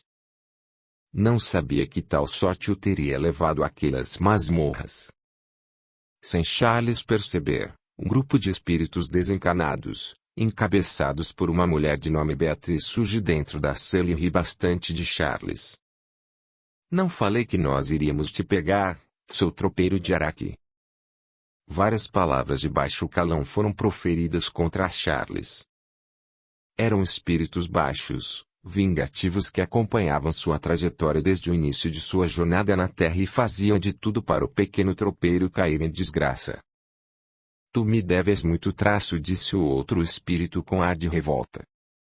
Não serás o mesmo que nos enganou, gritou o outro. Como podem ver, meus amigos, Charles sempre teve na sua caminhada certos inimigos do além que o acompanhavam nos momentos mais dramáticos, só que, pela misericórdia divina, havia também espíritos simpatizantes com Charles, que o ajudavam nas piores situações. Mas o que ele fizera de tão pecaminoso para encontrar-se com tantas companhias ruins? Veremos o que será de sua vida e sua resignação para com o Divino Mestre a ponto de suportar seu destino. Até os infelizes clamam por mais sorte, mas Charles clamava por penitência. Seus pecados somam amor e ódio contra ele e até o assassinato do velho, nesta vida, depõe a favor dos seus inimigos. Nada será sem o perdão das existências anteriores. 11. A libertação de Charles. E assim falou Charles. Era noite, fazia frio, meus pensamentos deliravam como o sol em brasa. De repente batem à porta e uma olhar feminino através da pequena janela denuncia a presença dela, a minha querida e amada Sarah, que há tanto tempo abandonei para salvar-me dos perseguidores. E agora, novamente preso, nestas quatro paredes de prisão infecta, aquele olhar me denunciou compaixão, pena, provavelmente daquele estado confuso e deprimente em que eu me encontrava. Olhei novamente e vi lágrimas caírem dos olhos enegrecidos e que o tempo deixou passar para longe de mim. A porta abriu-se lentamente e surgiu a figura esbelta e maravilhosa daquela mulher que um dia fora minha companheira de todas as horas. Sim, Sarah, meu amor de longas datas, mas, eu, assim, não tinha condições de fitá-la, abrir um sorriso ou saudá-la. Eu estava estático, arruinado e febril, pois aquelas masmorras tinham debilitado as minhas forças. Mas como eu ainda a amava, vi em seu brilho, no olhar, momentos gloriosos de recordação daqueles dias majestosos ao seu lado. Ah! Como ainda amo aquela mulher, mas veio ao seu lado aquele defensor que me fez perguntas deploráveis de meu negro passado. Mas como amo Sarah! Só isso me vem à cabeça. Tento me levantar, vagarosamente, e passo a fitar minha antiga amada. Seu leve perfume me atordoou. Não era mais uma simples mulher, tinha traços finos e agora se vestia melhor. Oh, Deus, como pude abandoná-la? Perdoe-me, Sarah, pensei comigo e ela com um olhar entristecido começou a dizer. Charles, meu amado, como viestes parar aqui, neste local tão horrível? Estou chocada ao ver-te neste estado, barbado, maltrapilho, feições magras, como foi que me abandonaste? Amava-te intensamente, quase enlouqueci quando me deixaste naquele sítio, fiquei perdida e nada pude fazer para encontrar-te. Os dois se abraçaram, como dois velhos conhecidos, lágrimas caíram das faces de ambos e Charles começou a falar como criança. Perdoe-me, meu amor, prometo te contar tudo o que ocorreu, como quase morri para manter-me vivo, mas tive que sacrificar nossa existência juntos. Só agora sei que de nada adiantou, olhe como me encontro, largado aqui nesta prisão fétida. Salva-me e te reconhecerei gratidão para o resto da minha vida. E os dois continuaram a se abraçar, agora com a ausência do advogado inoportuno que, percebendo a intimidade do casal, os deixou a trocar confidências. Amo-te muito, Charles, mas agora tenho família e amo Pierre também, homem que me respeitou e me deu casa e 2 filhos. Respeito ele tudo o que tem feito por mim, mas agora vim para ajudar-te a sair dessa situação. Confessa-me os teus delitos e pedirei a quem eu puder para soltar-te deste calabouço. E assim Charles passou a discorrer sobre sua tragédia. A 5 quilômetros dali ficava a casa do Sr. Bourbon e com ele, sua família aguardava ansiosamente notícias de Sarah e de seu advogado. Pensaram em ir até a prisão, mas deveres importantes impediram o Sr. Bourbon de prosseguir com seu intento. As horas passavam e Sarah não retornava com as notícias e então Pierre apareceu na casa e pediu para falar com Sarah. Seus patrões intervieram e disseram que ela tinha se ausentado em busca de deveres para com os patrões. Pierre foi embora. Já eram 9 horas da noite quando Sarah retornou em prantos e relatou todos os fatos que levaram seu amado ao infortúnio do calabouço. O Sr. Bourbon prometeu tomar providências no dia seguinte, em favor do pequeno Charles. Passavam das 10 horas da manhã e um juiz, amigo do Sr. Bourbon, pediu para que o prisioneiro fosse apresentado à corte para receber seu veredito, visto que as acusações dos autos eram suficientes para incriminá-lo. Mas, com a chegada de novos e elucidativos fatos, o juiz decidiu libertar Charles, sob a condição de se apresentar novamente ao exército e reunir forças para novas batalhas. Audiolivro realizado pelo canal Surya Chand Audiobook. Assim o pequeno Charles ganhou liberdade, graças à sua amada de sempre, Sarah, atual senhora Pierre. E o pequeno Charles partiu cabisbaixo pelas ruas de Paris a procurar abrigo e, posteriormente, se apresentar ao exército para novas aventuras. Sarah não o esqueceu e o procurou em uma pequena pensão na rua Lafayette, no centro da cidade, levando provisões e consolo para aquele homem, em fim de campanha pela liberdade. Não temas, Charles, estou aqui para te ajudar, não posso ver-te assim. Meu esposo não sabe da tua existência, mas aceito o que te trago, pão e um pouco de vinho para derramar nas tuas feridas, é só o que tenho. Ainda não consigo esquecer-te daqueles velhos tempos, mas agora as coisas mudaram para mim. Os dois se abraçaram como um casal apaixonado, mas Charles sabia de seus deveres e entregou a Sarah seu amor e seu respeito àquela nova situação, pedindo que ela não se esquecesse daquele moribundo que um dia amou com todas as forças do seu coração. Amo-te, Sarah, mas sei dos meus deveres para comigo e com a pátria e, tão logo possa me livrar do exército, continuarei te esperando para que um dia, quem sabe, terminar a vida em teus braços.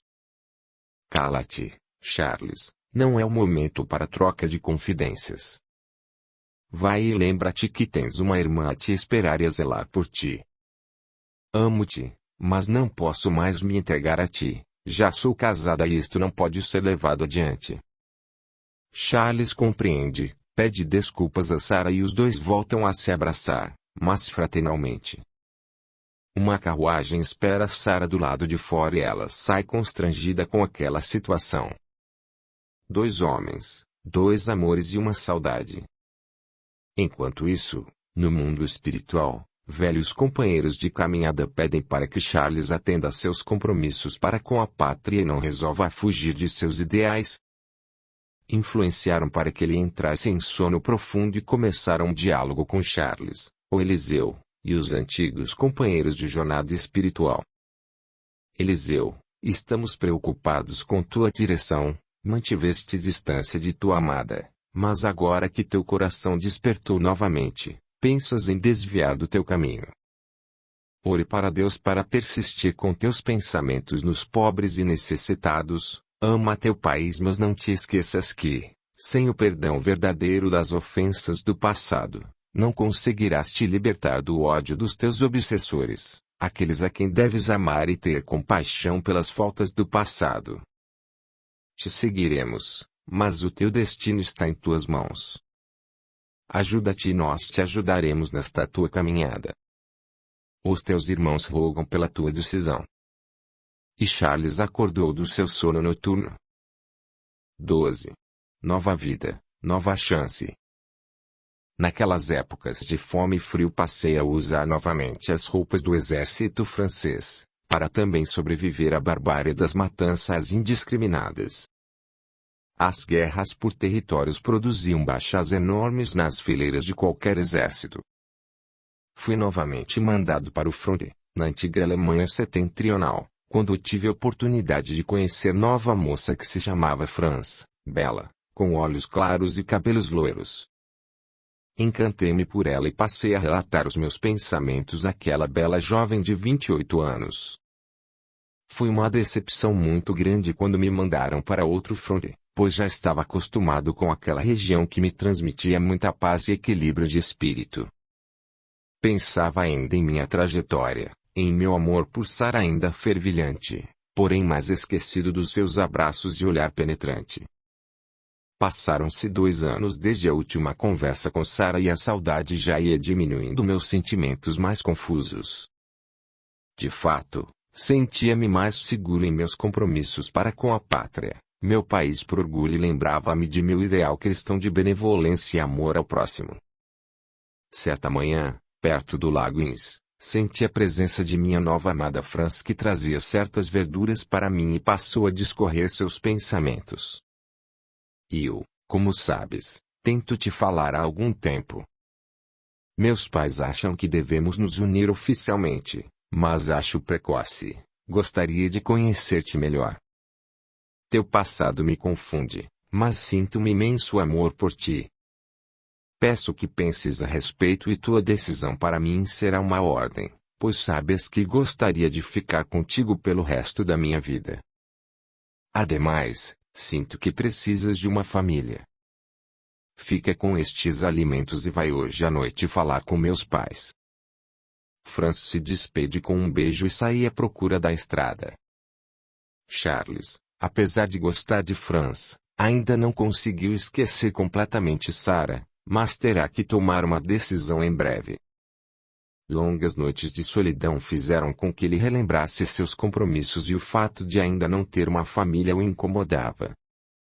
Veio a noite, ele compareceu à casa de Franz, fez o pedido esperado por seus familiares e pediu também para que todos abençoassem aquela união. E, assim, o pequeno Charles desposou Franz e o casal seguiu para uma região menos agressiva, montando residência. Ele deixou Franz e seguiu novamente para a região dos Balcãs para guarnecer fronteiras. Tudo ia muito bem até o dia em que foi mandado para fazer uma patrulha, floresta adentro e se defrontou com inimigos poderosos e cruéis. Foi abatido com golpes de espada, tornando-se ferido e prisioneiro de agentes locais que não aceitavam a intervenção francesa. Mais uma vez rogou a Deus para que sua vida fosse poupada, pois sentia que longa jornada ainda o esperava. Foi trocado por prisioneiros e finalmente fora liberado do serviço do exército, ganhando liberdade para retornar à sua vida civil e dedicar-se à atividade que lhe renderia vida modesta e segurança em seu seio familiar. De sua vida com Franz, nasceram 2 rebentos. Josep e Cristal, 2 belos jovens que foram a alegria da família e com eles começaria uma nova etapa de sua vida. Já era o ano de 1444. Agora, já um senhor de meia idade, João de Deus ressurge com uma vida próspera através da venda de pequenas armas de caça, fabricadas pelo próprio que, após servir ao exército, transforma-se em pequeno comerciante de produtos para camponeses que necessitavam de meios para sobreviver à fome e à peste que assolavam o continente europeu. As pequenas armas e armadilhas ajudavam seus vizinhos a se defenderem de ataques de animais agressores e a fome foi mais aplacada com os resultados das caças. Iam bem na comunidade, Charles e sua família até a chegada de nova comitiva religiosa emanada do bispo auxiliar determinando que todos os moradores pudessem contribuir com nova igreja para a comunidade.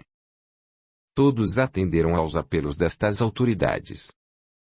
Só que, à medida que a igreja subia, novas pessoas apareciam para morar próximo à cidade, transformando o aspecto do pequeno vilarejo. Muitos forasteiros vieram morar ali, inclusive pessoas ruins que passaram a atrair maus costumes para a época. Violências se iniciaram no povoado e Charles fora convocado para ajudar a expulsar os forasteiros. 13. A batalha. Eram 5 da manhã. Fazia frio e eu e meus companheiros passamos a cavalgar em direção ao grupo de supostos baderneiros que empesteavam o nosso vilarejo à procura de casas abandonadas e comida que não servissem mais a ninguém. Um grupo de maltrapilhos, mas que trouxeram a insegurança para a nossa pequena vila.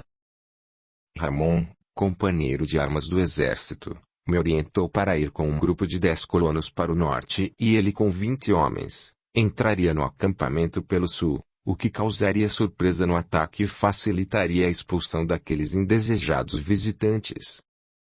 Às 6h30 da manhã iniciamos o ataque àquela comunidade. Com gritos e cavalgadas começamos a atirar e fazer barulho como podíamos. Em poucos minutos estávamos com o grupo de miseráveis encurralados e prontos para um desfecho final. Conseguimos expulsar aqueles invasores e bagunceiros, mas havia crianças que choravam desesperadamente, pelo susto ou pela fome. Tirei alguns minutos de pensamento e concluí que aquilo não poderia ser feito com aqueles pobres e miseráveis.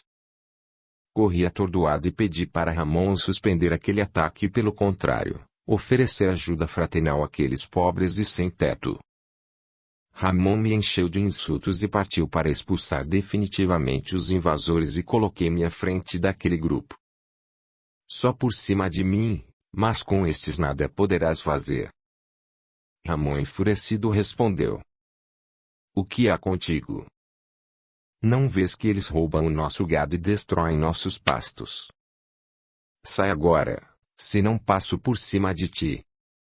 E os dois se atracaram, para a surpresa de todos que presenciavam aquela cena.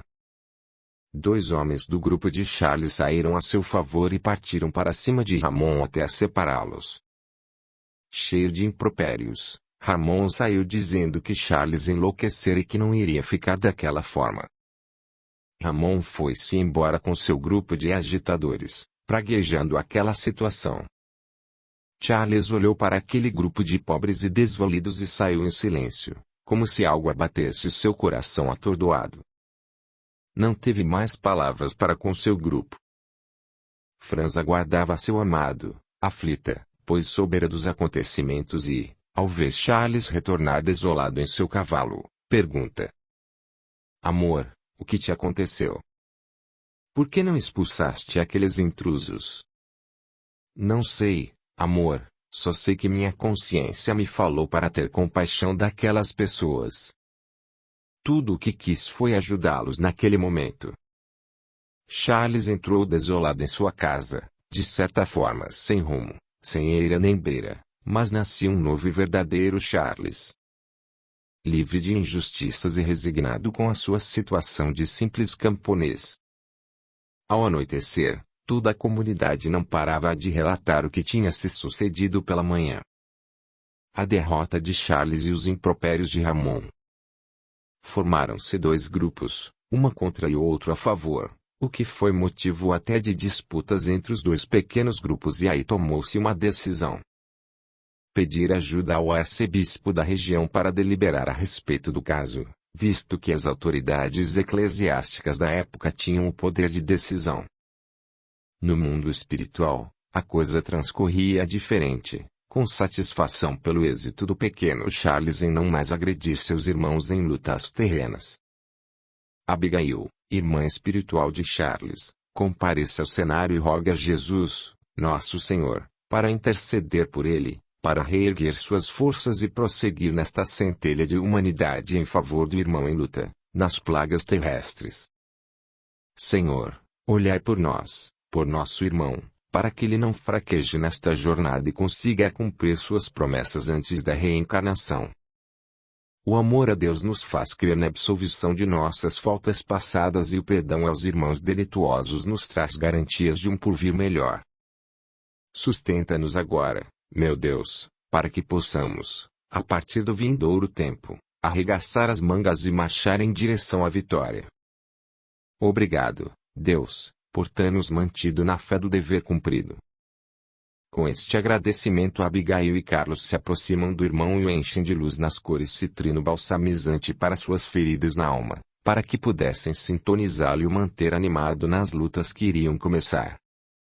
Foi aí que Charles sentiu um perfume energizante de flores naturais acalmar seu ser e seus pensamentos ficaram mais claros a respeito do que poderia fazer por aquela comunidade de relegados da sorte os quais não tinham nem alimentos para os sustentarem. Charles, ainda choroso com aquela situação, se acalmou e passou a ouvir seu coração ilustre.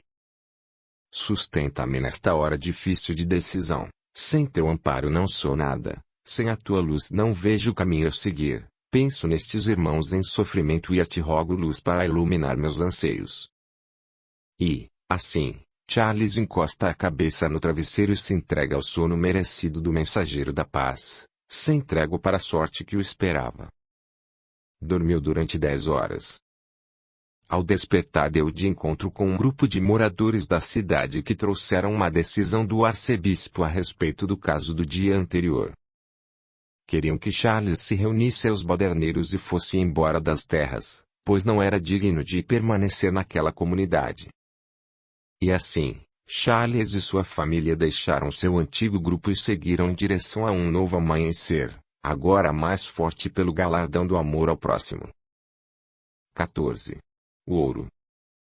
Andamos por vários dias e atravessamos vários povoados até chegarmos próximo à costa francesa, onde já se podia ouvir as ondas do mar, o que para nós era significado de que uma nova vida estava por vir. Franz e os filhos vieram numa carroça próximo a mim e a outros maltrapilhos daquela comunidade que defendi. Diziam que, a partir de agora, eu era um dos chefes deles. Até fiquei simpatizado com aquela deferência, mas sabia que todos esperavam melhores dias de convivência. Desci do cavalo e observei a área que era quase perfeita para nosso intento de trazer paz para aquela gente sem rumo. Falei com Félix, o cocheiro amigo, que a partir daquele momento iríamos iniciar a construção das casas usando a madeira de floresta próxima. E foi assim que fundamos a colônia da Zur, que ficava a nordeste de uma grande cidade, em uma encosta próxima. Tínhamos bastante alimento que a natureza nos proporcionava, como peixes e aves. Dormíamos em pequenas cabanas e nos ajudávamos mutuamente. No início da formação do grupo de trabalho fora difícil para todos, pois a maioria nada sabia fazer, apenas ajudar a carregar material de construção. Durante uma tempestade que durou cerca de 5 horas, surgiu, entre raios e trovões, material suficiente para iniciarmos uma escavação no leito do rio próximo, pois aparentemente se tratava de algumas pepitas de ouro. Todos desistiram de construir casas e partimos à procura de uma provável mina do metal precioso. Sim, havia ouro e todos festejamos aquela dádiva encontrada após a chuva. Noite e dia passamos a escavar aquelas terras e, de repente, já possuíamos o bastante para comprar alimentos suficientes para vários meses. Esta comunidade, agora, passou a ser chamada de Dor, em homenagem àquela região, e não parávamos de ter alegria.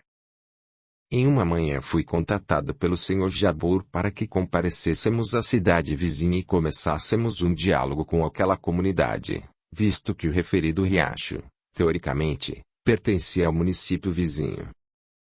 Após várias discussões a respeito, chegou-se à conclusão de que aquele ouro pertencia mesmo a nós, os descobridores, e que não íamos repartir com ninguém da cidade vizinha.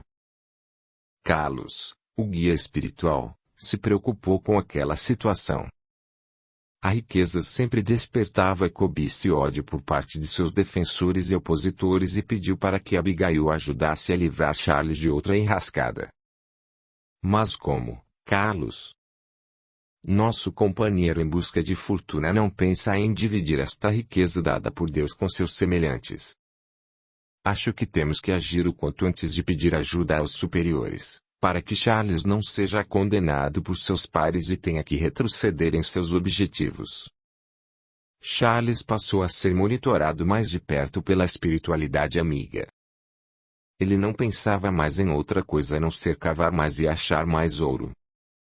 Já contava com 46 anos, não era mais um jovenzinho, mas cavava arduamente desde as primeiras horas da manhã até de noite. Franz, sua companheira, apesar de gostar do achado, dizia que Charles estava cego pela descoberta e não reconhecia as atitudes do marido. Foi aí que apareceu um grupo de forasteiros armados com pistolas e rifles ameaçando todos da comunidade para que deixassem aquelas terras e nunca mais voltassem para aquela região. Todos se revoltaram e passaram a armar-se com facões, lanças e todos os objetos encontrados para uma verdadeira batalha campal. Charles só pensava em lutar e ganhar o direito por aquelas ricas terras.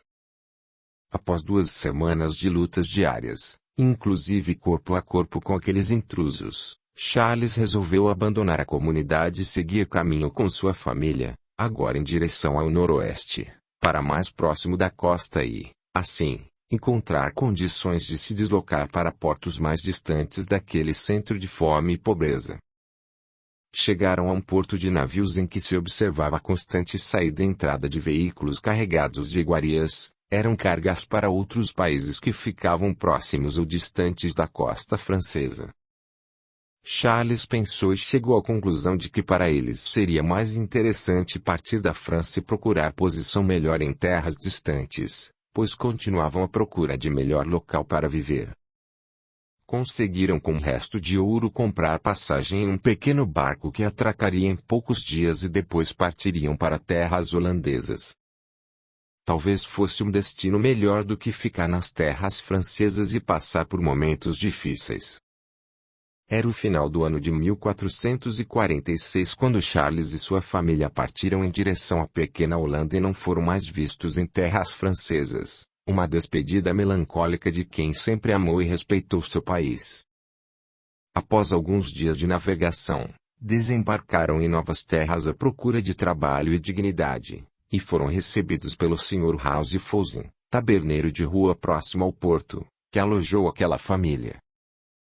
Tinham algumas moedas para um pequeno aluguel e foram chamados para ajudar nos afazeres daquele estabelecimento. Mas Charles pensava em produzir suas armas de caça e vendê-las para iniciar nova vida em terras estrangeiras. Nunca se sentira tão desprotegido como agora, pois não tinha amigos, somente uma família que o amava e o respeitava. Passaram-se algumas semanas, até que Charles iniciou um novo trabalho na tipografia de um amigo do Sr. House Fouzen, Christophe, um homem divino, mas duro. Ele recusou que Charles lhe desse referências para conseguir o trabalho, logo iniciando as novas atividades. Como o senhor sabe, eu não tenho experiência nesse tipo de negócio, mas prometo logo aprender e iniciarei estudos a respeito de como funciona todo este negócio, arrematou Charles. Sr. Christophe agradeceu o empenho e disse: Muito bem, Charles. Gosto de ver entusiasmo em suas ações e direi com todo o meu senso de responsabilidade que você e sua família são bem-vindos ao nosso trabalho. Charles inicia uma nova vida, com mais tranquilidade e novos afazeres. 2 anos se passaram e seus filhos cresciam felizes em sua nova moradia e diziam que finalmente tinham encontrado um novo lar. A alguns passos da casa de Charles, habitava uma família de irlandeses que ouvira falar de uma nova religião diferente da do Cristo, e que se baseava no encontro de almas já desaparecidas da terra. Isto ativou a curiosidade de Charles que, numa bela noite, foi ao encontro dos irlandeses para ouvir melhor sobre aquelas novas religiões surgidas. Passaram-se 2 horas e Charles não entendia como as pessoas já mortas pudessem se comunicar com os vivos. Para ele, era muito estranha aquela situação, mas não acreditou e saiu correndo de volta em direção à sua casa. Comentou com Franz sobre o assunto e foi dormir pensando na nova vida a ser seguida. Eram 2 horas da manhã quando Charles despertou agoniado e chamou por Franz, dizendo que recebera informações em seu sonho de que seus pais já não mais viviam e que seria necessário continuar o trabalho abandonado como João de Deus, para que aqueles pecados de sua vida fossem perdoados. E, assim, Charles traçou planos para continuar o trabalho de caridade com os pobres e amor aos irmãos menos favorecidos. 15. Novo ofício. Era um domingo de manhã, estávamos à porta da casa, próximos à tipografia, quando fomos abordados por um certo senhor do Vivier que trazia notícias da minha querida Paris e relatou que nossa cidade tinha sido atacada por um grupo de malfeitores, a mando do rei inglês, para desestabilizar a monarquia vigente. Disse que muitos compatriotas foram presos acusados de traição ao rei e isto me deixou pensativo e triste, pois não tinha mais intenção de retornar àquela cidade, a não ser para rever Sarah, minha antiga paixão. Tive uma ideia para retornar à pátria, mas teria que administrar muitas tarefas para não divulgar minhas verdadeiras intenções. Enquanto isso, o Sr. Christophe continuava a me ensinar o seu ofício e confesso que cada vez gostava mais e fiquei mais habilidoso. Por onde andava Sarah? Eu pensava. Muitas léguas de distância me deixavam atônito. Certa manhã, acordei com pensamentos sobre realizar reuniões em família para fazer grupos de caridade que pudessem trazer alento aos mais necessitados. Convoquei Franz e um grupo de vizinhos para darmos início a um projeto de benfeitorias para alguns desabrigados, pois o último inverno fora rigoroso e seria uma oportunidade de realizarmos algo no verão. Pedi permissão ao Sr. Christophe para realizar um serviço de tipografia que mostrasse a necessidade de doação para os mais pobres. Comecei a estudar a arte do desenho e informação com base em ideias desenhadas. Fiz um curso especial para desenvolver mais esta habilidade e o Sr. Christophe permitiu que eu publicasse meus desenhos apelativos, em uma missa de domingo. Tivemos retorno quase que imediato. Muitas doações começaram a surgir e tive a oportunidade de anunciar a um pequeno grupo de necessitados que, a partir de agora, teríamos condições de ajudá-los em suas necessidades mais básicas, como um colchão, água, comida e um pequeno abrigo. Alugamos o galpão de um antigo depósito de medicamentos e pusemos 3 desabrigados que perambulavam pelas ruas da antiga Amsterdã. Procuramos uma ajudante para tomar conta deste abrigo improvisado. Era o ano de 1448 e já não me sentia jovem. Comecei a ter dores nas articulações dos pés, mas isto não impedia de me tornar um dos maiores cartunistas da região que conseguia fazer charges de políticos, sem comprometer o bom humor e a lealdade aos traços do que tinha que ser retratado. Fiz muitos inimigos, como pessoas que não aceitavam meus desenhos, mas alguns amigos me protegiam de algumas ciladas. Certa noite, fui pego desprevenido em uma pequena rua de Amsterdã, quando retornava do trabalho. Fui atacado por 2 homens encapuzados que me deram 2 estocadas no pescoço e desfaleci no meio da rua, como um aviso pelas más práticas da sociedade local. Nada disso me intimidou. Continuei a fazer meus desenhos e a publicá-los para o deleite dos locais e me sentia realizado por, finalmente, ter encontrado uma profissão digna para trabalhar. Olhei as horas, eram 9 da noite e corri um pouco de sangue do meu rosto depois daquele ataque. Cheguei em casa e Franz, atordoada, me deu uma toalha úmida para enxugar minhas lágrimas e suor do rosto. Sentia a dor, mas feliz de ter cumprido meu dever para com a verdade dos fatos, através daqueles desenhos. O verdadeiro Charles surgia com mais força para poder amparar aqueles que precisavam. Certa noite, saí em direção à rua d'Anterville, a fim de me encontrar com um grupo de religiosos interessados em ofertar donativos para minha casa de abrigo e eles iniciaram uma oração bela que relembrava minha velha Paris. Foram momentos de extrema emoção que me fizeram pensar novamente em uma maneira de visitar a França e, quem sabe, rever meu antigo amor. Como estaria Sarah? Pensei. Mas aqueles momentos eram de muita importância para recuperar credibilidade junto àqueles religiosos que ajudariam no sustento de alguns meses no albergue improvisado, criado para aqueles necessitados. Como agradeci a quantia que me fora dada. Corri e falei para Franz do sucesso da minha empreitada. O abrigo já contava com 5 indigentes e 3 colaboradores que se alternavam em serviços junto conosco. Sarah permanecia em Paris, seu esposo Pierre já não existia mais, não resistiu a uma crise de asma e sucumbiu, logo após a partida de Charles. Ela ficou viúva cedo com 2 filhos para criar. Sentia saudade do pequeno Charles, é certo, mas tinha que continuar a trabalhar para se sustentar. Pensou em partir para o interior, mas desistiu ao ter notícias de que a fome assolava as regiões para onde queria ir. Sarah tinha uma beleza e inteligência privilegiadas, Aprendeu o ofício da costura com uma rapidez impressionante e passou a costurar nas horas vagas para as madames da cidade, que sempre lhe pedia modelos ousados para conquistar seus amantes, coisa muito comum naquela época de depravação de Paris. Ficou conhecida como Madame Bonsoir, a Madame das Gentilezas. Nunca uma cliente deixou de elogiar seu magnífico trabalho e sempre a recompensava pelos seus modelos. Certa manhã, após a missa dominical, Sarah encontrou Ramon, antigo amigo de forças de Charles, e pediu notícias de seu amado. Ele relatou as desventuras de Charles, que ele e sua esposa tinham sido expulsos da cidade para nunca mais voltarem. Sarah ficou atordoada com a notícia, mas não desistiu de um dia reencontrar seu antigo amor. 1000 anos para esperar, era o que ela pensava. 16. Os últimos dias de Charles.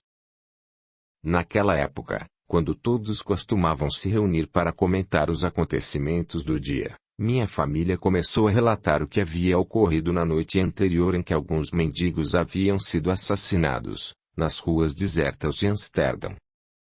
Logo iniciei um debate com autoridades locais, exigindo providências no sentido de dar um rumo à vida daquelas pessoas abandonadas, visto que somente com a minha ajuda e do abrigo não iríamos conseguir realizar feitos maiores.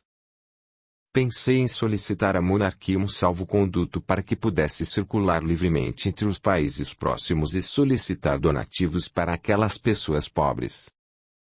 Primeiramente, pensei em retornar a Paris e assim decidi retornar à pátria querida com o intuito de recolher, entre a nobreza, donativos para os desabrigados da antiga Amsterdã. Seria uma espécie de embaixador à procura de doações aos mais necessitados. Recebi do príncipe herdeiro a tarefa de procurar meios para me deslocar junto às fronteiras próximas e, posteriormente, quem sabe, procurar portos mais distantes. Este trabalho me rendeu 2 anos de idas e vindas por países do continente e nem sempre era bem recebido pelos nobres a quem me dirigia. Comecei a planejar minha ida até Paris, já não aguentava tanta espera, meus interesses eram muito grandes, mas traço para minha surpresa, e que desagradável surpresa, fui impedido de retornar à minha amada pátria, pois já corriam notícias das minhas intenções e logo fui avisado de que não seria bem-vindo em terras francesas. Desesperei-me, não pude deixar de enlouquecer com aquela notícia, pus-me a questionar aquela decisão, mas nada mudou. Havia um pacto de boa vizinhança com países locais, então decidi ir por conta própria, sem aquele salvo-conduto, pois nada me impediria de retornar à pátria amada. Em uma manhã do ano 1458, deixei Amsterdã em direção à Península Francesa, em barco arrendado, sem financiamento de qualquer natureza. Cheguei após 10 dias de navegação e peguei uma carruagem em direção a Paris, somente eu e meus pensamentos. Já contava com certa idade e não podia mais esperar para rever minha amada pátria. Quando desci, senti uma sensação de alegria indescritível e ao mesmo tempo um certo ódio de não ter retornado há mais tempo. Comecei a visitar o centro da cidade e casas de antigos amigos que, ou já não se encontravam mais, ou tinham partido desta terra para o céu. Senti pena de vários idosos prostrados nas ruas e ninguém ajudando aquelas pessoas. Uma dor de lágrimas saiu do peito, quando me deparei com uma jovem senhora, com 5 filhos próximos a ela, pedindo esmola a todos que passavam pela sua frente. Não hesitei e depositei algumas moedas para aplacar a fome daquela pequena família.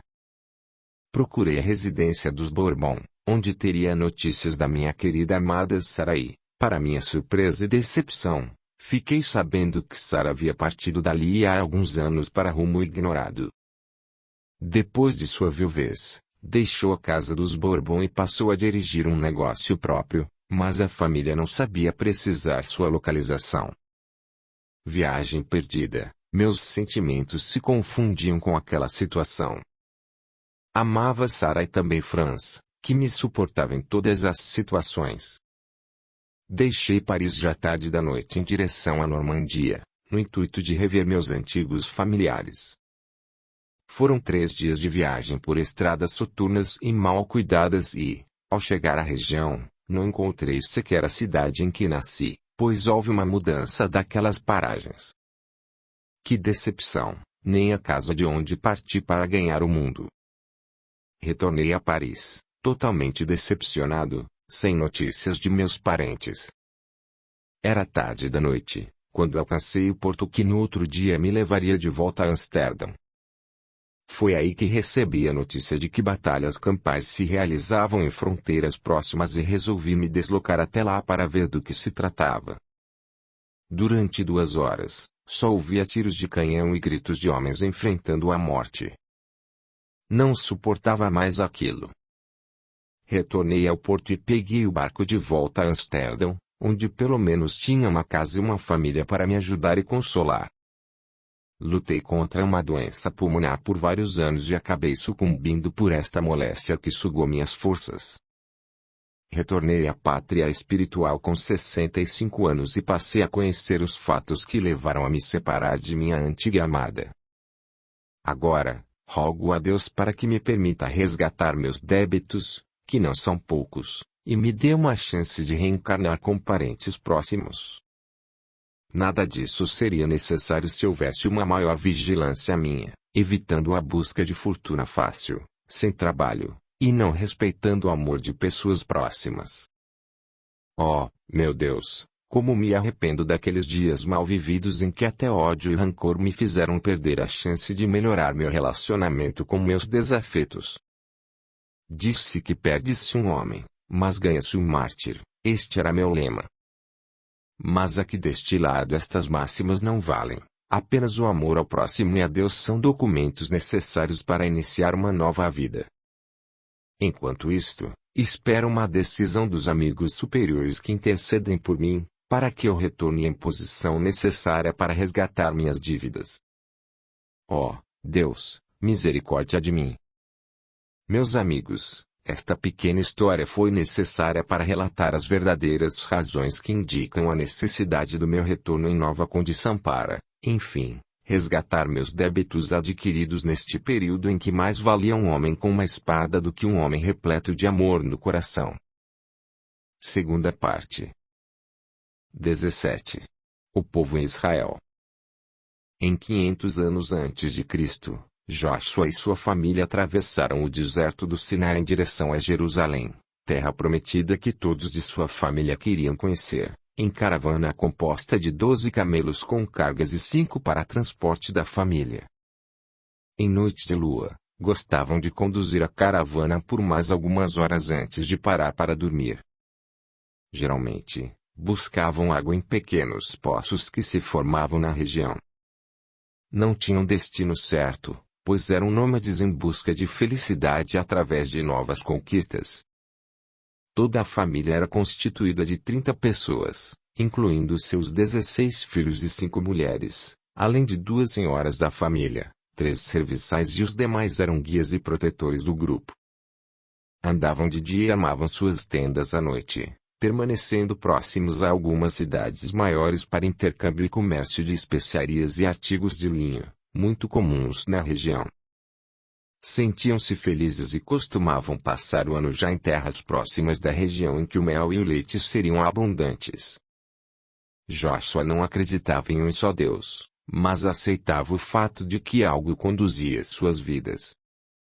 Trazia consigo cabras e alimentos suficientes para longas jornadas e nada os detinha quando o assunto era atravessar terras em conflito.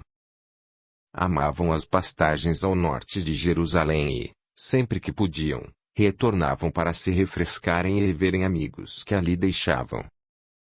Audiolivro realizado pelo canal Surya Chand Audiobook.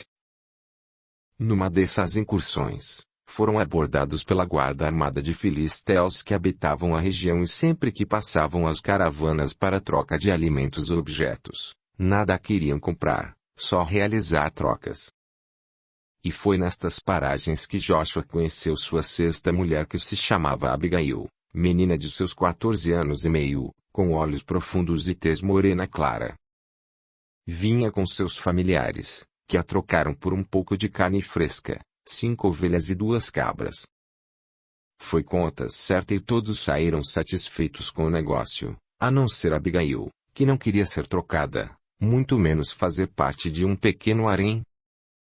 Mas não teve jeito e todos foram embora deixando a menina para compor sua nova família, partindo em direção a Jerusalém. Chegando nesta terra prometida, foram recebidos por Arão, varão de família tradicional judaica, que os levou para a região próxima, onde se encontrava a pequena fazenda de caprinos. Tinha mulher e filhos e vivia de acordo com sua lei. Todos se conheciam e se respeitavam mutuamente, não tinham disputas religiosas e Arão sentia-se bem como o anfitrião daquela família. Armaram as tendas nestas terras e passaram a compartilhar alguns dias de convivência mútua. Eram pequenos mercadores e assim passaram a vender suas mercadorias em volta da região. Tudo era bom e o lucro fazia com que Joshua adquirisse mais camelos e outros artigos para satisfazer as necessidades da família. Em uma reunião com Arão, ficou acertado que lhe pagaria bem por aquele apoio de tê-lo deixado ocupar aquelas terras. Passaram-se 15 dias e foi alertado que um grupo de atiradores, com homens fortemente armados, se aproximava da região com o intuito de restabelecer suas terras, que tinham sido retiradas de seus ancestrais havia alguns anos. Arão estava no meio desta controvérsia, visto que parte das terras reclamadas eram do sítio dele. Chegou-se a fazer uma barricada em volta das terras e Arão pediu ajuda a outros colonos para defender suas terras, mas de nada adiantou, pois o grande número de agressores fizeram com que Arão e sua família fossem expulsos, retornando a ocupar com violência aquelas paragens. Foi quando Arão pediu que Joshua os ajudasse a ir para outro local, para que pudesse se estabelecer próximo ao Rio Jordão. Nunca, em épocas anteriores, foi tão complicado permanecer naquelas terras repletas de disputas e armações. Joshua e sua família retornaram ao deserto e continuaram sua caminhada para outras cidades próximas. A fé e a fama de guerreiros daquele povo judeu eram conhecidas pelos quatro cantos e seria melhor tê-los como amigos do que inimigos. E foi assim que Joshua e Arão estreitaram mais ainda seus laços de amizade, sendo que Arão permaneceu nesta área e Joshua, após alguns meses, retornou às regiões desérticas para continuar sua jornada de viajante. Em bela manhã, Joshua recebeu a visita de um enviado de Arão, relatando que precisava de sua ajuda, pois estava novamente sendo perseguido, agora por homens que se diziam seguidores de seita desconhecida de todos, fazendo oferendas com animais já mortos e bebendo sangue ao invés de ofertá-lo. Tudo era diferente e Arão sentiu-se intimidado por aquelas pessoas. Joshua reuniu então um pequeno exército à base de moedas de prata e partiu com seus 35 homens em direção à região para socorrer o amigo.